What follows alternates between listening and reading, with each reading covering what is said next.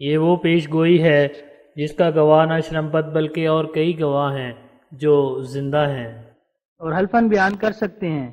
لیکن حلف اسی مضمون کی ہوگی جس کا نمونہ نمبر 2 میں ذکر ہو چکا ہے، اور یہ پیش گوئی عرصہ 20 برس سے کتاب براہین احمدیہ کے صفحہ 551 میں درج ہو کر ایک دنیا میں شہرت پا چکی ہے۔ 15 ایک مرتبہ میں سخت بیمار ہوا،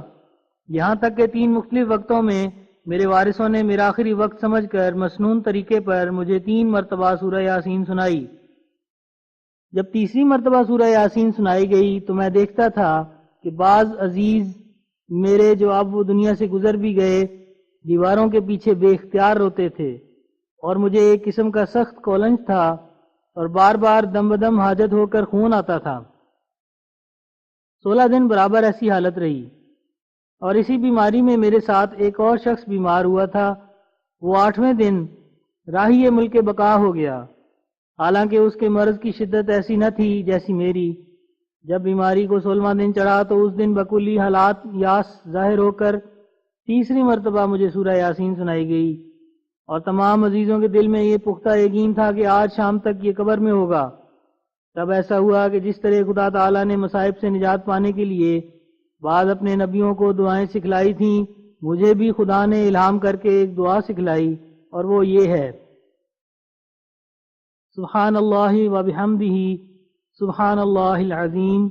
اللہم صلی علی محمد و آل محمد۔ اور میرے دل میں خدا تعالیٰ نے یہ الہام کیا کہ دریا کے پانی میں جس کے ساتھ ریت بھی ہو ہاتھ ڈال، اور یہ کلمات طیبہ پڑھ، اور اپنے سینے اور پشت سینہ اور دونوں ہاتھوں اور منہ پر اس کو پھیر کہ اس سے تو شفا پائے گا۔ چنانچہ جلدی سے دریا کا پانی مع ریت منگوایا گیا، اور میں نے اسی طرح عمل کرنا شروع کیا جیسا کہ مجھے تعلیم دی تھی، اور اس وقت حالت یہ تھی کہ میرے ایک ایک بال سے آگ نکلتی تھی، اور تمام بدن میں دردناک جلن تھی،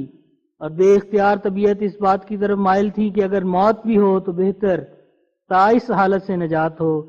مگر جب وہ عمل شروع کیا تو مجھے اس خدا کی قسم ہے جس کے ہاتھ میں میری جان ہے کہ ہر ایک دفعہ ان کلمات طیبہ کے پڑھنے اور پانی کو بدن پر پھیرنے سے میں محسوس کرتا تھا کہ وہ آگ اندر سے نکلتی جاتی ہے، اور بجائے اس کے ٹھنڈک اور آرام پیدا ہوتا جاتا ہے، یہاں تک کہ ابھی اس پیالے کا پانی ختم نہ ہوا تھا کہ میں نے دیکھا کہ بیماری بکلی مجھے چھوڑ گئی، اور میں 16 دن کے بعد رات کو تندرستی کے خواب سے سویا۔ جب صبح ہوئی تو مجھے یہ الہام ہوا: وَإِن كُنتُمْ فِي رَيْبٍ مِّمَّا نَزَّلْنَا عَلَىٰ عَبْدِنَا فَأْتُوا بِشِفَاءٍ مِّن مِّثْلِهِ، یعنی اگر تمہیں اس نشان میں شک ہو جو شفا دے کر ہم نے دکھلایا تو تم اس کی نظیر کوئی اور شفا پیش کرو۔ یہ واقعہ ہے جس کی 50 آدمی سے زیادہ لوگوں کو خبر ہے، بعض ان میں سے مر گئے اور بعض ابھی تک زندہ ہیں جو حلفاً بیان کر سکتے ہیں، لیکن حلف اسی قسم کی ہوگی جس کا نمونہ نمبر 2 میں مفصل ہے۔ 16 اعظم بیگ نام ایک شخص لاہور کا باشندہ تھا جو ایکسٹرا اسسٹنٹ تھا۔ اس نے اپنی ہیلہ سازی سے ہمارے بعض بے دخل شرکاء کو جو ملکیت قادیان کے کاغذات سرکاری کے روح سے حصے دار تھے مگر ملکیت سے بالکل بے تعلق تھے اور مقدمات قادیان کے ہزار روپیہ کے خرچ و حرج میں کسی کام میں شریک نہیں ہوئے تھے، اٹھایا اور کہا کہ اپنے حصے میرے پاس فروخت کر دو اور میں مقدمہ کروں گا۔ چنانچہ ان کو کچھ تھوڑا روپیہ دے کر خوش کر دیا اور ان سے ملکیت قادیان کے مقدمے کرائے اور آپ ان کو مدد دی۔ میرا بھائی مرزا غلام قادر مرحوم، جن کو اپنی فتح یابی پر بہت یقین تھا، سرگرمی سے جواب دہی میں مشغول ہوئے، اور چونکہ میں نے سنا ہوا تھا کہ میرے والد صاحب مرزا غلام مرتضیٰ صاحب مرحوم نے ان دیہات پر ہزار روپیہ خرچ کیا ہوا ہے اور شرکاء اس خرچ میں کبھی شریک نہیں ہوئے، اس لیے میں نے بھی ان کی فتح یابی کے لیے دعا کی، اور دعا کے بعد یہ الہام ہوا: اجیب کل دعائک الا فی شرکائک، یعنی میں تیری ساری دعائیں قبول کروں گا مگر شرکاء کے بارے میں نہیں۔ تب میں گھر گیا اور تمام عزیزوں کو اکٹھا کیا اور اپنے بزرگ بھائی کو بھی بلا لیا اور یہ خدا تعالیٰ کا الہام سنایا، لیکن افسوس کہ انہوں نے جواب دیا کہ اگر ہمیں اس الہام سے پہلے سے اطلاع ہوتی تو ہم اس مقدمے کو شروع ہی نہ کرتے۔ اب کیا کریں کہ مقدمات کے پیچ میں ہم مبتلا ہیں، مگر اصل بات یہ ہے کہ ابھی وہ وقت نہیں تھا کہ وہ میرے منہ کی باتوں پر پورا یقین کر سکتے۔ انجام یہ ہوا کہ گو ابتدائی عدالتوں میں انہوں نے فتح پائی، مگر آخر چیف کورٹ میں فاش شکست ہوئی اور شرکاء اپنے اپنے حصوں کے مالک ٹھہرائے گئے اور قریباً 7,000 روپیہ کی ان کو زیر باری ہوئی۔ اس پیش گوئی کے قادیان میں بہت سے آدمی موافقوں اور مخالفوں میں سے گواہ ہیں جو حلف دینے پر اس میرے بیان کو تصدیق کر سکتے ہیں۔ 17 ایک مرتبہ مجھے خواب میں دکھایا گیا کہ میرا بھائی مرزا غلام قادر مرحوم سخت بیمار ہے۔ چنانچہ میں نے وہ خواب کئی لوگوں کے پاس بیان کی، جن میں سے اب تک بعض زندہ موجود ہیں۔ بعد اس کے ایسا اتفاق ہوا کہ وہ برادر مرحوم سخت بیمار ہوئے۔ تب میں نے خواب میں دیکھا کہ ہمارے عزیزوں میں سے ایک بزرگ جو فوت ہو چکے تھے میرے بھائی کو اپنی طرف بلاتے ہیں۔ چنانچہ وہ ان کی طرف چلے گئے اور ان کے مکان کے اندر داخل ہو گئے۔ اس کی تعبیر یہ تھی کہ وہ فوت ہو جائیں گے۔ اس اثناء میں ان کی بیماری بڑھتی گئی، یہاں تک کہ وہ مشت استخوان رہ گئے۔ کیونکہ میں ان سے محبت رکھتا تھا، مجھے ان کی حالت کی نسبت سخت قلق ہوا۔ تب میں نے ان کی شفا کے لیے خدا تعالیٰ کی طرف توجہ کی، اور اس توجہ سے میرے 3 مقصد تھے۔ اول، میں یہ دیکھنا چاہتا تھا کہ ایسی حالت میں میری دعا جناب الہی میں قبول ہوتی ہے یا نہیں۔ دوسرے، یہ دیکھنا چاہتا تھا کہ کیا خدا کے قانون قدرت میں ہے کہ ایسے سخت بیمار کو بھی اچھا کر دے۔ تیسرے یہ کہ کیا ایسی منظر خواب جو ان کی موت پر دلالت کرتی تھی رد ہو سکتی ہے یا نہیں۔ تو جب میں دعا میں مشغول ہوا تو تھوڑے ہی دن ابھی دعا کرتے گزرے تھے کہ میں نے خواب میں دیکھا کہ میرا بھائی مرحوم پورے تندرست کی طرح بغیر سہارے کسی اور چیز کے اپنے مکان میں چل رہا ہے، اور اسی بارے میں ایک الہام بھی تھا جس کے الفاظ مجھے یاد نہیں رہے۔ غرض اس خواب اور الہام کے مطابق جو میری دعا کے قبول ہونے پر دلالت کرتے تھے، اللہ تعالیٰ نے ان کو شفا بخشی، اور اس کے بعد 15 برس تک پوری تندرستی کے ساتھ وہ زندہ رہے اور پھر قضاء الہی سے فوت ہو گئے۔ میں نے اس الہام اور اس خواب کو بہت سے لوگوں کے پاس بیان کیا تھا، جن میں سے بعض اب تک زندہ ہیں اور حلفاً میرے بیان کی تصدیق کر سکتے ہیں، لیکن حلف اسی قسم کی ہوگی جس کا نمونہ نمبر 2 میں لکھا گیا۔ 18 15 برس کے بعد جب میرے بھائی کی وفات کا وقت نزدیک آیا تو میں امرتسر تھا۔ مجھے خواب میں دکھلایا گیا کہ اب قطعی طور پر ان کی زندگی کا پیالہ پر ہو چکا اور بہت جلد فوت ہونے والے ہیں۔ میں نے وہ خواب حکیم محمد شریف کو جو امرتسر میں ایک حکیم تھے سنائی، اور پھر اپنے بھائی کو خط لکھا کہ آپ امور آخرت کی طرف متوجہ ہوں، کیونکہ مجھے دکھلایا گیا ہے کہ آپ کی زندگی کے دن تھوڑے ہیں۔ انہوں نے عام گھر والوں کو اس سے اطلاع دے دی اور پھر چند ہفتے میں ہی اس جہان فانی سے گزرے۔ اس واقعے کے گواہ بھی کئی مرد اور عورتیں موجود ہیں جو حلفاً بیان کر سکتے ہیں، بلکہ جس وقت میرا بھائی فوت ہوا تو میرا امرتسر کا خط ان کے صندوق میں سے نکلا۔ 19 ایک مرتبہ میرے ایک مخلص دوست جو ہمارے سلسلے کے نہایت درجہ حامی اور صادق الاخلاص ہیں، جنہوں نے اپنے نفس پر فرض کر رکھا ہے کہ 100 روپیہ ماہواری اس سلسلے کی امداد کے لیے بھیجا کریں،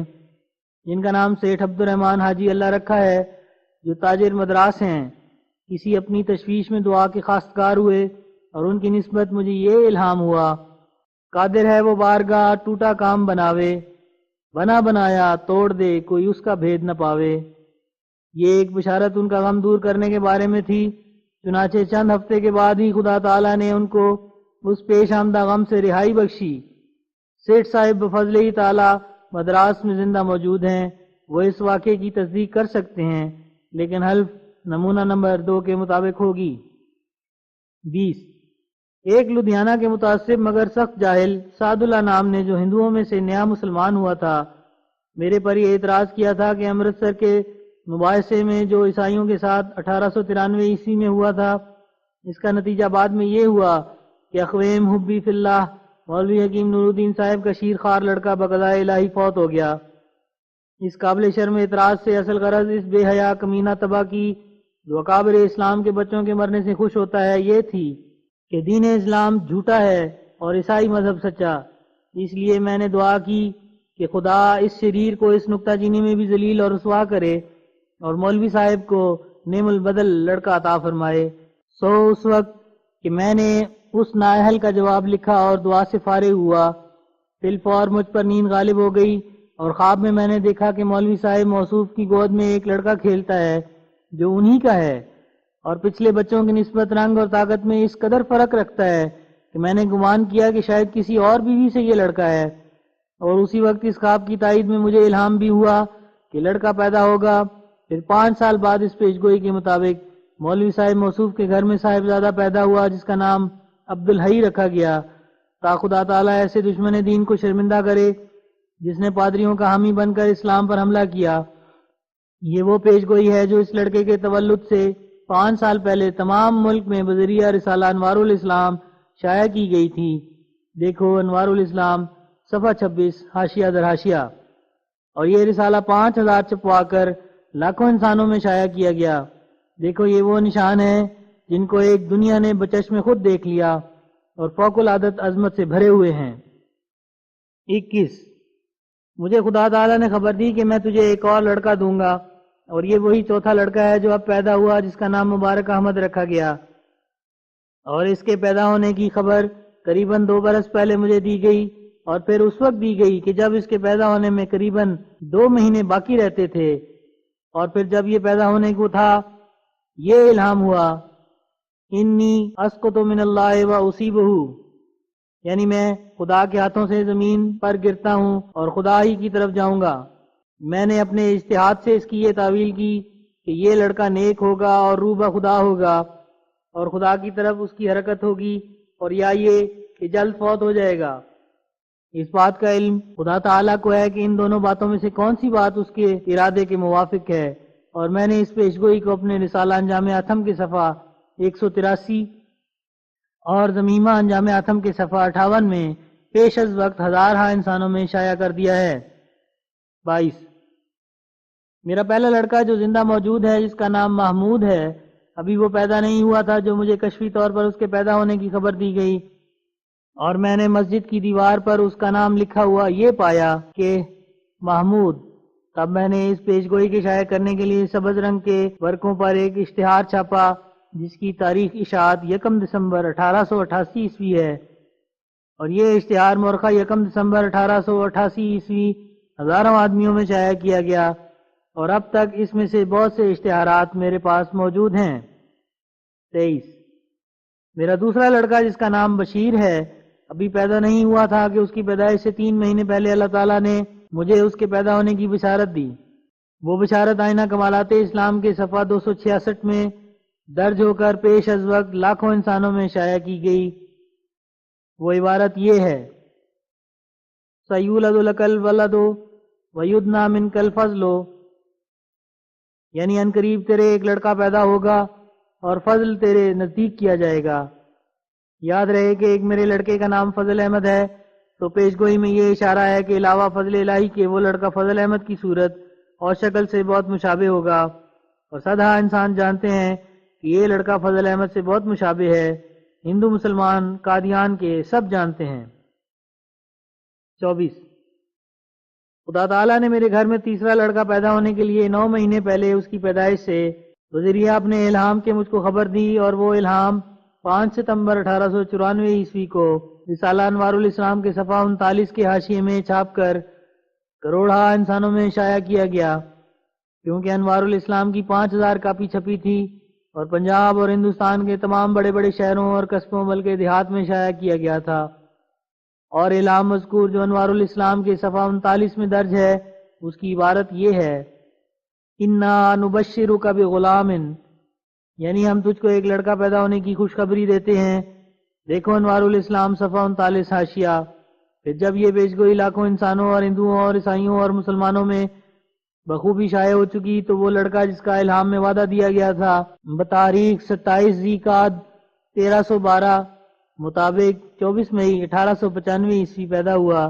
جس کا نام شریف احمد رکھا گیا۔ دیکھو اخیر ورق ٹائٹل پیج رسالہ ضیاء الحق۔ 25 میرے چوتھے لڑکے کے متعلق ایک اور پیشگوئی کا نشان ہے جو انشاءاللہ ناظرین کے لیے موجب زیادت علم و ایمان و یقین ہوگا۔ اس کی تفصیل یہ ہے کہ وہ الہام جس کو میں نے کتاب انجام اتم کے صفحہ 182 و 183 اور ضمیمہ انجام اتم کے صفحہ 58 میں لکھا ہے، جس میں چوتھا لڑکا پیدا ہونے کے بارے میں پیش گوئی ہے، جو جنوری 1897 عیسوی میں بذریعہ کتاب مذکور یعنی انجام آتم اور زمیمہ انجام آتم کے لاکھوں انسانوں میں شائع کی گئی، جس کو آج کی تاریخ تک جو 20 اگست 99 عیسوی ہے، 2.25 برس سے کچھ زیادہ دن گزر گئے ہیں۔ اس تھوڑی سی مدت کو مخالفوں نے ایک زمانہ دراز خیال کر کے یہ نکتہ چینی شروع کر دی کہ وہ الہام کہاں گیا جو انجام آتم کے صفحہ 182 اور 183 اور اس کے زمیمہ کے صفحہ 58 میں درج کر کے شائع کیا گیا تھا، اور لڑکا اب تک پیدا نہیں ہوا۔ اس لیے پھر میرے دل میں دعا کی خواہش پیدا ہوئی، تو میں جانتا ہوں کہ نامنصف دشمن کسی طرح راضی نہیں ہوتے۔ اگر مثلا کوئی لڑکا الہام کے بعد 2-3 مہینے میں ہی پیدا ہو جائے تو یہ شور مچاتے ہیں کہ پیش گوئی کرنے والا علم طبابت میں بھی دسترس کامل رکھتا ہے، لہٰذا اس نے طبیبوں کی قراردادہ علامتوں کے ذریعے سے معلوم کر لیا ہوگا کہ لڑکا ہی پیدا ہوگا، کیونکہ حمل کے دن تھے۔ اور اگر مثلا کسی پسر کے پیدا ہونے کی پیش گوئی 3-4 برس پہلے اس کی پیدائش سے کی جائے تو پھر کہتے ہیں کہ اس دور دراز مدت تک خواہ کوئی لڑکا ہونا ہی تھا، تھوڑی مدت کیوں نہیں رکھی؟ حالانکہ یہ خیال بھی سراسر جھوٹ ہے۔ لڑکا خدا کی عطا ہے، اپنا دخل اور اختیار نہیں، اور اس جگہ ایک بادشاہ کو بھی دعویٰ نہیں پہنچتا کہ اتنی مدت تک ضرور لڑکا ہی پیدا ہو جائے گا، بلکہ اس قدر بھی نہیں کہہ سکتا کہ اس وقت تک آپ ہی زندہ رہے گا اور یا یہ کہ بیوی زندہ رہے گی، بلکہ سچ تو یہ ہے کہ ان دنوں کی ہمیشہ کی وباؤں نے جو طاعون اور ہیضہ ہے لوگوں کی ایسی کمر توڑ دی ہے کہ کوئی ایک دن کے لیے بھی اپنی زندگی پر بھروسہ نہیں کر سکتا۔ علاوہ اس کے جو شخص تحدی کے طور پر ایسی پیش گوئی اپنے دعوے کی تائید میں شائع کرتا ہے، اگر وہ جھوٹا ہے تو خدا کی غیرت کا ضرور یہ تقاضا ہونا چاہیے کہ ابداً ایسی مرادوں سے اس کو محروم رکھے، کیونکہ اس کا ابتر و بے فرزند مرنا اس سے بہتر ہے کہ لوگ اس کی ایسی مکاریوں سے دھوکہ کھائیں اور گمراہ ہوں۔ اور یہی عادت اللہ ہے جس کو ہمارے اہل سنت علماء نے بھی اپنے عقیدے میں داخل کر لیا ہے۔ الغرض میں نے بار بار ان نکتہ چینیوں کو سن کر کہ چوتھا لڑکا پیدا ہونے میں دیر ہو گئی، جناب الہی میں تضرع کے لیے ہاتھ اٹھائے، اور مجھے قسم ہے اس ذات کی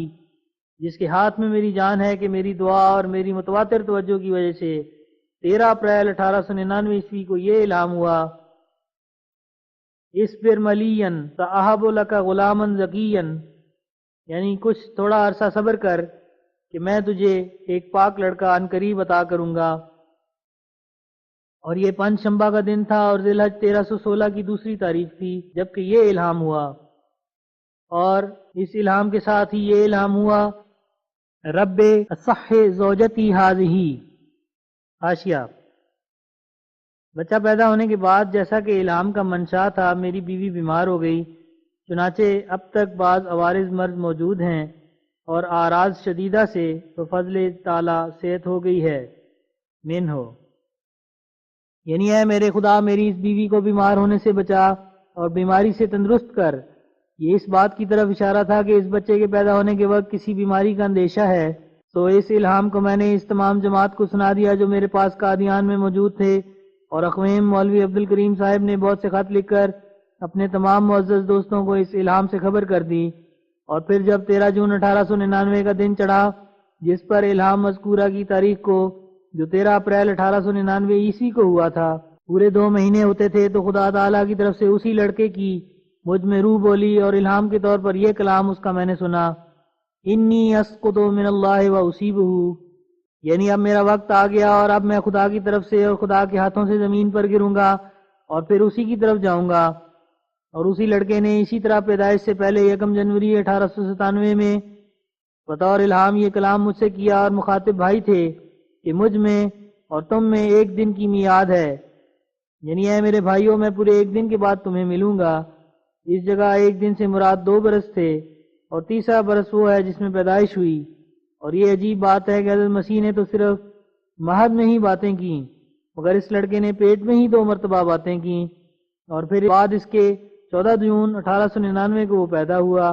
اور جیسا کہ وہ چوتھا لڑکا تھا اسی مناسبت کے لحاظ سے اس نے اسلامی مہینوں میں سے چوتھا مہینہ لیا یعنی ماہ سفر، اور ہفتے کے دنوں میں سے چوتھا دن لیا یعنی 4 شنبہ، اور دن کے گھنٹوں میں سے دوپہر کے بعد چوتھا گھنٹہ لیا۔ اور پیش گوئی 20 فروری 1886 عیسوی کے مطابق پیر کے دن اس کا عقیقہ ہوا، اور اس کی پیدائش کے دن یعنی بروز چہارشنبہ چوتھے گھنٹے میں کئی دن کے امساک 12 کے بعد خوب بارش ہوئی۔ یہ 4 لڑکے ہیں جن کی پیدائش سے پہلے ان کے پیدا ہونے کے بارے میں خدا تعالیٰ نے ہر ایک دفعہ پر مجھے خبر دی، اور یہ ہر 4 پیش گوئی نہ صرف زبانی طور پر لوگوں کو سنائی گئیں بلکہ پیش از وقت اشتہاروں اور رسالوں کے ذریعے سے لاکھوں انسانوں میں مشتہر کی گئیں، اور پنجاب اور ہندوستان میں بلکہ تمام دنیا میں اس عظیم الشان غیب گوئی کی نظیر نہیں ملے گی،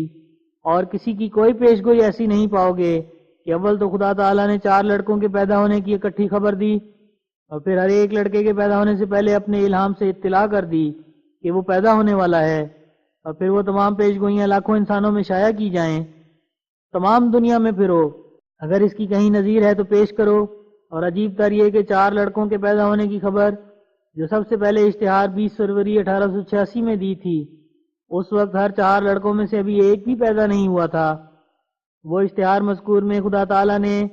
صریح طور پر پسرے چہارم کا نام مبارک رکھ دیا ہے۔ دیکھو صفحہ 3، اشتہار 20 فروری 1886 عیسوی، دوسرے کالم کی سطر نمبر 7۔ تو جب اس لڑکے کا نام مبارک احمد رکھا گیا، تب اس نام رکھنے کے بعد یک دفعہ وہ پیش گوئی 20 فروری 1886 کی یاد آ گئی۔ اب ناظرین کے یاد رکھنے کے لیے ان ہر 4 پسر کی نسبت یہ بیان کرنا چاہتا ہوں کہ کس کس تاریخ میں ان کے تولد کی نسبت پیش گوئی ہوئی، اور پھر کس کس تاریخ میں وہ پیدا ہوئے۔ اور بہتر ہوگا کہ ہر ایک طالب حق ایسے رسالے اور ایسے اشتہار اپنے پاس رکھے، کیونکہ ایک مدت کے بعد پھر ان اشتہارات کا ملنا مشکل ہوگا، اور جب کوئی کاغذ مل نہ سکے تو دشمن خیرہ تباہ باوجود اس کے کہ اس نے آپ اس اشتہار یا رسالے کو کئی دفعہ پڑھا ہو، محض حق پوشی کی راہ سے انکار کرنا شروع کر دیتا ہے۔ تو یہ فرض ہماری جماعت کا ہے کہ ان منکر کش ہتھیاروں سے خالی نہ رہیں، بلکہ یہ تمام ذخیرہ رسائل اور اشتہارات کا ایک جگہ بخوبی مرتب کر کے مجلد کر کے رکھیں، تاکہ بوقت ضرورت مخالف ظالم کو بآسانی دکھلا سکیں۔ اور ان 4 لڑکوں کے پیدا ہونے کی نسبت پیش گوئی کی تاریخ اور پھر پیدا ہونے کے وقت پیدائش کی تاریخ یہ ہے کہ محمود جو میرا بڑا بیٹا ہے اس کے پیدا ہونے کے بارے میں اشتہار 10 جولائی 1888 میں، اور نیز اشتہار 1 دسمبر 1888 میں جو سبز رنگ کے کاغذ پر چھاپا گیا تھا پیش گوئی کی گئی، اور سبز رنگ کے اشتہار میں یہ بھی لکھا گیا کہ اس پیدا ہونے والے لڑکے کا نام محمود رکھا جائے گا، اور یہ اشتہار محمود کے پیدا ہونے سے پہلے ہی لاکھوں انسانوں میں شائع کیا گیا۔ چنانچہ اب تک ہمارے مخالفوں کے گھروں میں سدھا یہ سبز رنگ اشتہار پڑے ہوئے ہوں گے، اور ایسا ہی 10 جولائی 1888 عیسوی کے اشتہار بھی ہر ایک کے گھر میں موجود ہوں گے۔ پھر جبکہ اس پیش گوئی کی شہرت بذریعہ اشتہارات کامل درجے پر پہنچ چکی، اور مسلمانوں اور عیسائیوں اور ہندوؤں میں سے کوئی بھی فرقہ باقی نہ رہا جو اس سے بے خبر ہو، تب خدا تعالیٰ کے فضل اور رحم سے 12 جنوری 1899 کو مطابق 9 جمادی الاول 1306 ہجری میں بروز شنبہ محمود پیدا ہوا، اور اس کے پیدا ہونے کی میں نے اس اشتہار میں خبر دی ہے، جس کے عنوان پر تکمیل تبلیغ موٹی قلم سے لکھا ہوا ہے، جس میں بیعت کی 10 شرائط مندرج ہیں، اور اس کے صفحہ 4 میں یہ الہام پسر موعود کی نسبت ہے۔ اے فخر رسول قرب تو معلومم شد، دیر آمدائے زراہ دور آمدہ۔ اور میرا دوسرا لڑکا جس کا نام بشیر احمد ہے، اس کے پیدا ہونے کی پیش گوئی آئینہ کمالات کے صفحہ 266 میں کی گئی ہے، اور اس کتاب کے صفحہ 262 کی چوتھی سطر سے معلوم ہوتا ہے کہ اس پیش گوئی کی تاریخ 10 دسمبر 1892 عیسوی ہے، اور پیش گوئی کے الفاظ یہ ہیں: یاتی قمر الانبیاء و امرک یتعطا یسر اللہ وجہک و یونیر برہانک سیولد لک الولد و یدنا منک الفضل ان نوری قریب۔ دیکھو صفحہ 226 آئینہ کمالات اسلام۔ یعنی نبیوں کا چاند آئے گا اور تیرا کام بن جائے گا، تیرے لیے ایک لڑکا پیدا کیا جائے گا اور فضل تجھ سے نزدیک کیا جائے گا، یعنی خدا کے فضل کا موجب ہوگا۔ اور نیز یہ کہ شکل و شباہت میں فضل احمد سے جو دوسری بیوی سے میرا لڑکا ہے مشابہت رکھے گا، اور میرا نور قریب ہے، شاید نور سے مراد پسر موعود ہو۔ پھر جب یہ کتاب آئینہ کمالات جس میں یہ پیش گوئی تاریخ 10 دسمبر 1892 عیسوی میں درج ہے، اور جس کا دوسرا نام دافع الوساوس بھی ہے، فروری 1893 میں شائع ہو گئی جیسا کہ اس کے ٹائٹل پیج سے ظاہر ہے، تو 20 اپریل 1893 کو جیسا کہ اشتہار 20 اپریل 93 سے ظاہر ہے، اس پیشگوئی کے مطابق وہ لڑکا پیدا ہوا جس کا نام بشیر احمد رکھا گیا، اور در حقیقت وہ لڑکا صورت کے روح سے فضل احمد سے مشابہ ہے جیسا کہ پیشگوئی میں صاف اشارہ کیا گیا، اور یہ لڑکا پیشگوئی کی تاریخ دسمبر 1892 سے تخمیناً 5 مہینے بعد پیدا ہوا، اور اس کے پیدا ہونے کی تاریخ میں اشتہار 20 اپریل 1893 کو چھپوایا گیا، جس کے عنوان پر یہ عبارت ہے: منکرین کے ملزم کرنے کے لیے ایک اور پیشگوئی خاص محمد حسین بٹالوی کی توجہ کے لائق ہے۔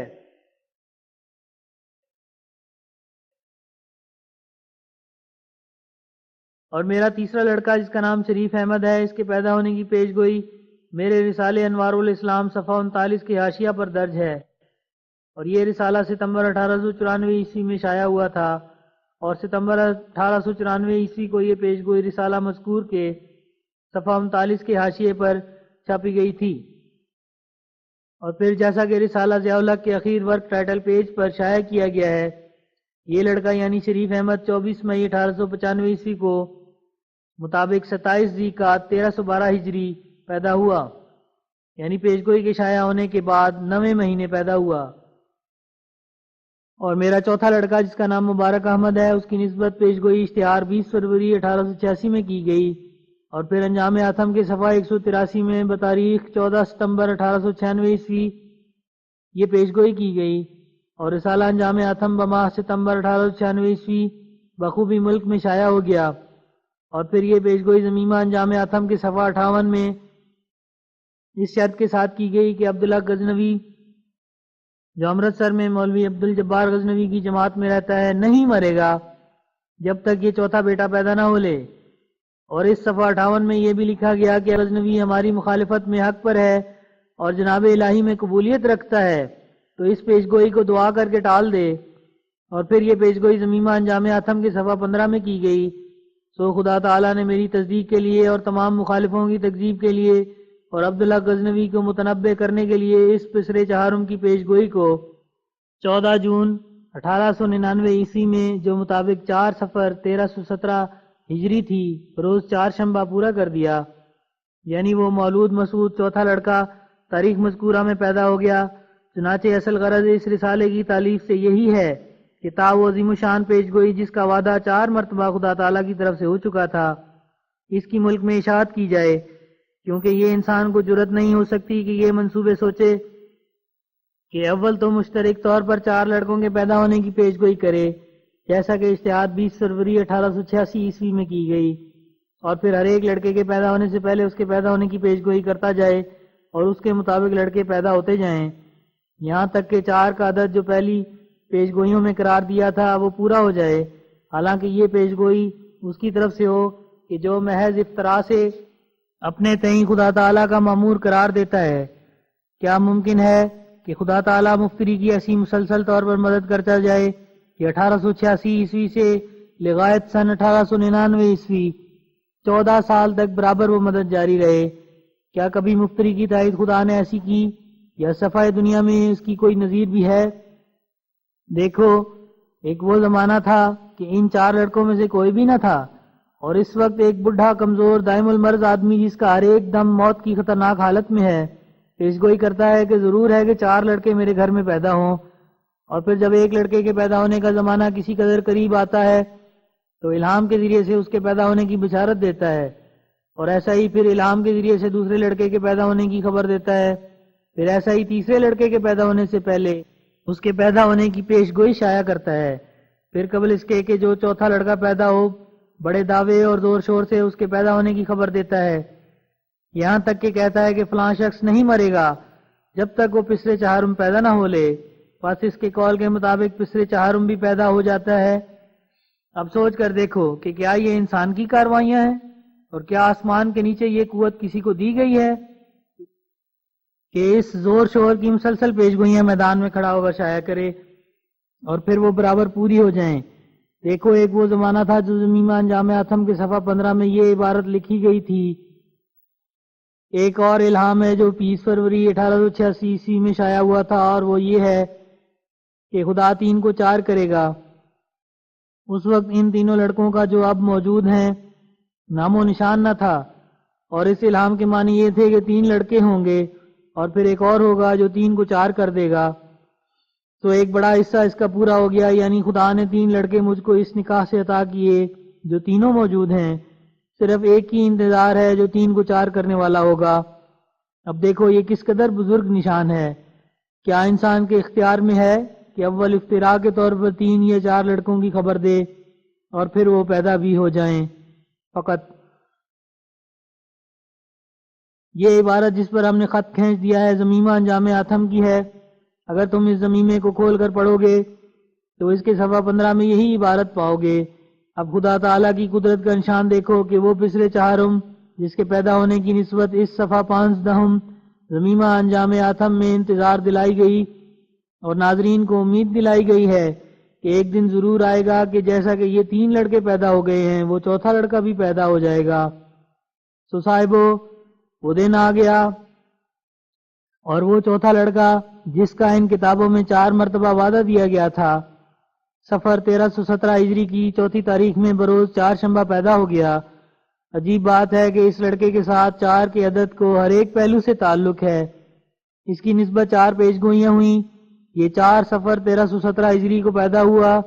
اس کی پیدائش کا دن ہفتے کا 4تھا دن تھا، یعنی بدھ۔ یہ دوپہر کے بعد 4تھے گھنٹے میں پیدا ہوا۔ یہ خود 4تھا تھا۔ 26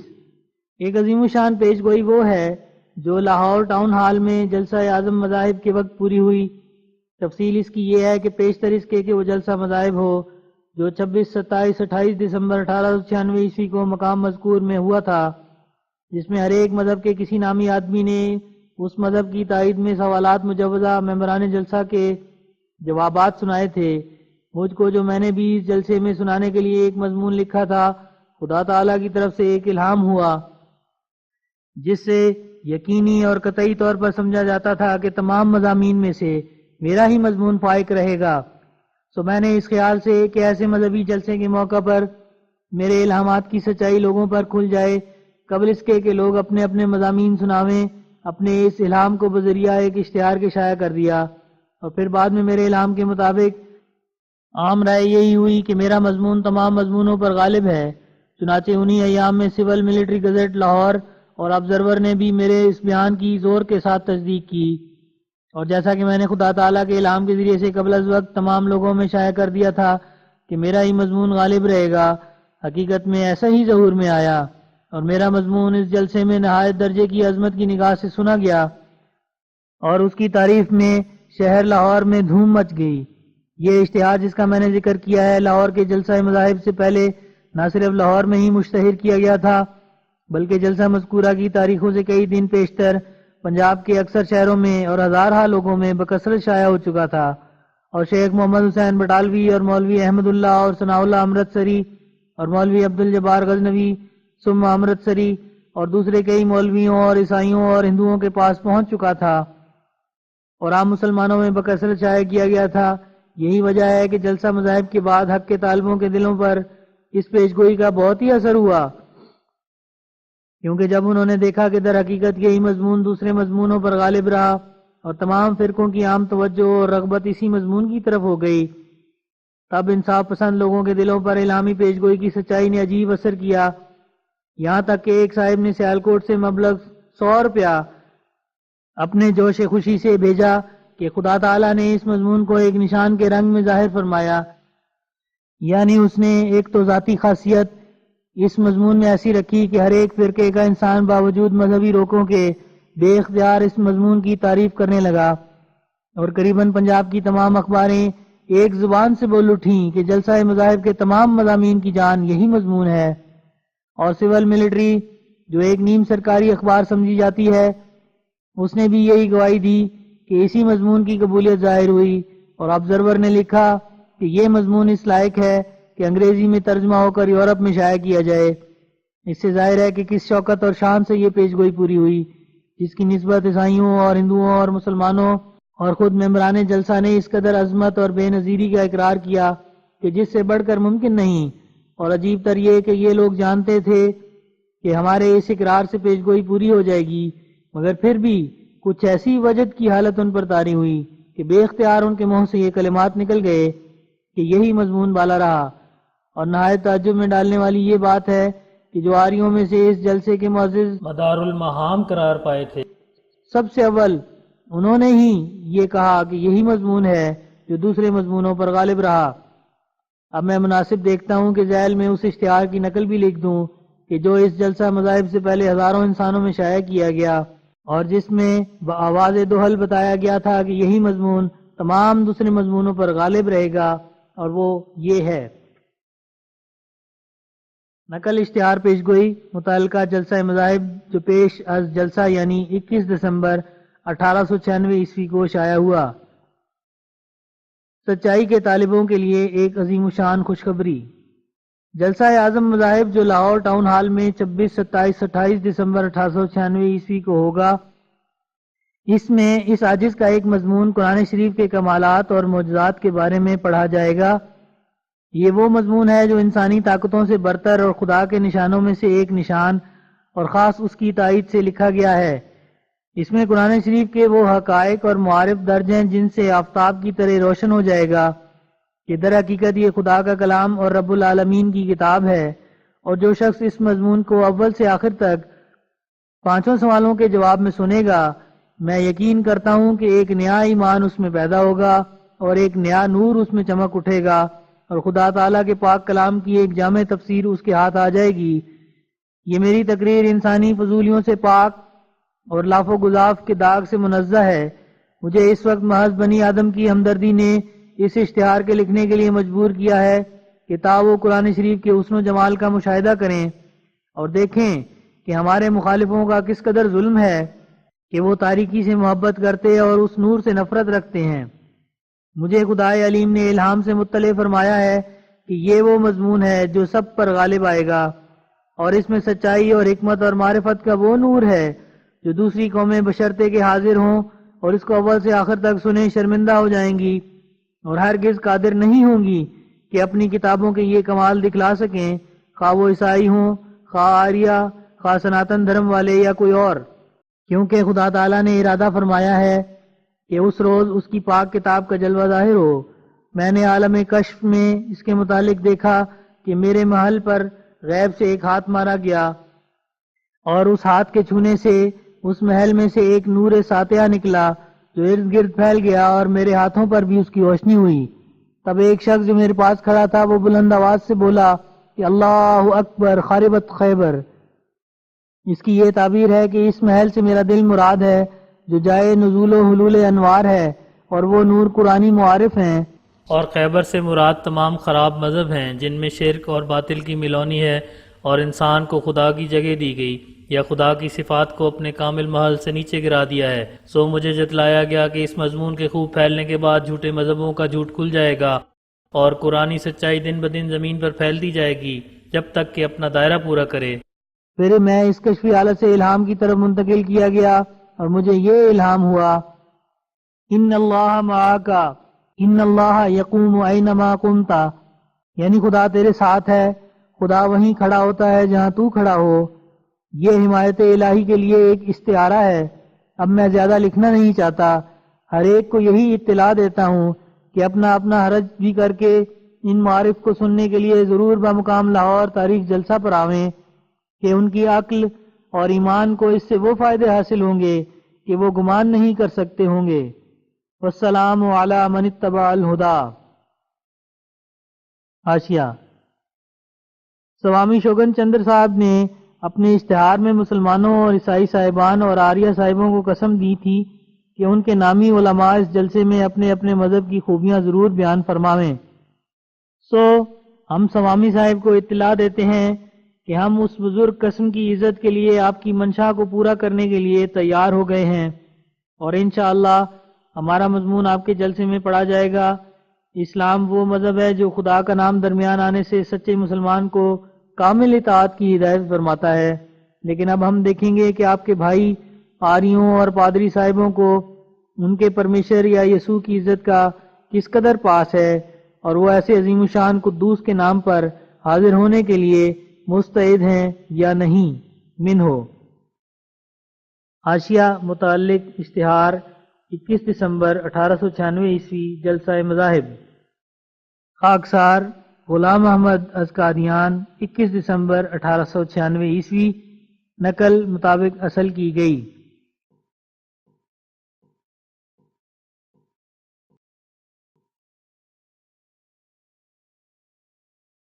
27 جب میں نے کتاب براہین احمدیہ تالیف کی تو اس وقت مجھے چھپوانے کی استطاعت نہ تھی۔ میں نے جناب الہی میں دعا کی تو ان الفاظ میں جواب آیا کہ بالفعل نہیں۔ چنانچہ ایک مدت تک باوجود ہر ایک طور کی کوششوں کے کچھ بھی سرمایہ طبع کتاب میسر نہ ہو سکا، اور لوگوں کو باوجود تحریک اور شائع کرنے اشتہارات کے دیر تک کچھ توجہ نہ ہوئی۔ غرض اسی طرح الہام پورا ہوا جس طرح کہ بتلایا گیا تھا، یہاں تک کہ لوگوں کی عدم توجہی نے اس الہام پر اطلاع رکھنے والوں کو تعجب میں ڈالا، اور جن لوگوں کے پاس یہ پیشگوئی بیان کی گئی تھی ان کے دل پر اس واقعہ کی بہت تاثیر ہوئی۔ اس الہام کی اطلاع شیخ حامد علی اور لالا شرمپت کھتری اور میاں جان محمد امام مسجد اور دوسرے اور کئی لوگوں کو قادیان کے رہنے والوں میں سے قبل از وقت دی گئی تھی جو حلفاً بیان کر سکتے ہیں، اور یہ الہام عرصہ 20 سال سے کتاب براہین احمدیہ میں درج ہے، دیکھو صفحہ 225۔ 28 جب اس الہام پر جو ابھی میں نے نمبر 27 میں ذکر کیا ہے کچھ دیر گزر گئی اور براہین احمدیہ کے طبع کرانے کا شوق حد سے بڑھا اور کسی کی طرف سے مالی امداد نہ ہوئی تو میرے دل پر صدمہ پہنچنا شروع ہوا۔ تب میں نے اسی اضطراب کی حالت میں دعا کی۔ اس پر خداوند قدیر اور کریم کی طرف سے یہ الہام ہوا، حُزَّ إِلَيْكَ بِجِزْءِ النَّخْلَةِ تُسَاقِطْ عَلَيْكَ رُطَبًا جَنِيًّا، یعنی کھجور کا پیڑ یا اس کی شاخوں میں سے کوئی شاخ ہلا تب تر و تازہ کھجوریں تیرے پر گریں گی۔ مجھے بخوبی یاد ہے کہ اس الہام کی خبر میں نے مولوی ابو سعید محمد حسین صاحب کو بھی دی تھی، اور اس ضلع کے ایک ایکسٹرا اسسٹنٹ کو بھی جس کا نام حافظ ہدایت علی تھا، اور کئی اور لوگوں کو بھی اطلاع دی، اور قادیان کے وہ دونوں ہندو یعنی شرمپت اور ملاوہ مل جن کا ذکر کئی مرتبہ اس رسالے میں آیا ہے ان کو بھی میں نے اس الہام سے اطلاع دے دی۔ غرض قبل اس کے کہ الہام کے پورا ہونے کے آثار ظاہر ہوں خوب اس کو مشتہر کیا، اور پھر اس الہام کے بعد دوبارہ بذریعہ اشتہار لوگوں میں تحریک کی، مگر اب کی دفعہ کسی انسان پر نظر نہ تھی اور پوری نومیدی ہو چکی تھی، اور صرف الہام الہی کی تعمیل مد نظر تھی۔ سو قسم ہے اس ذات کی جس کے ہاتھ میں میری جان ہے کہ اشتہارات کے شائع ہوتے ہی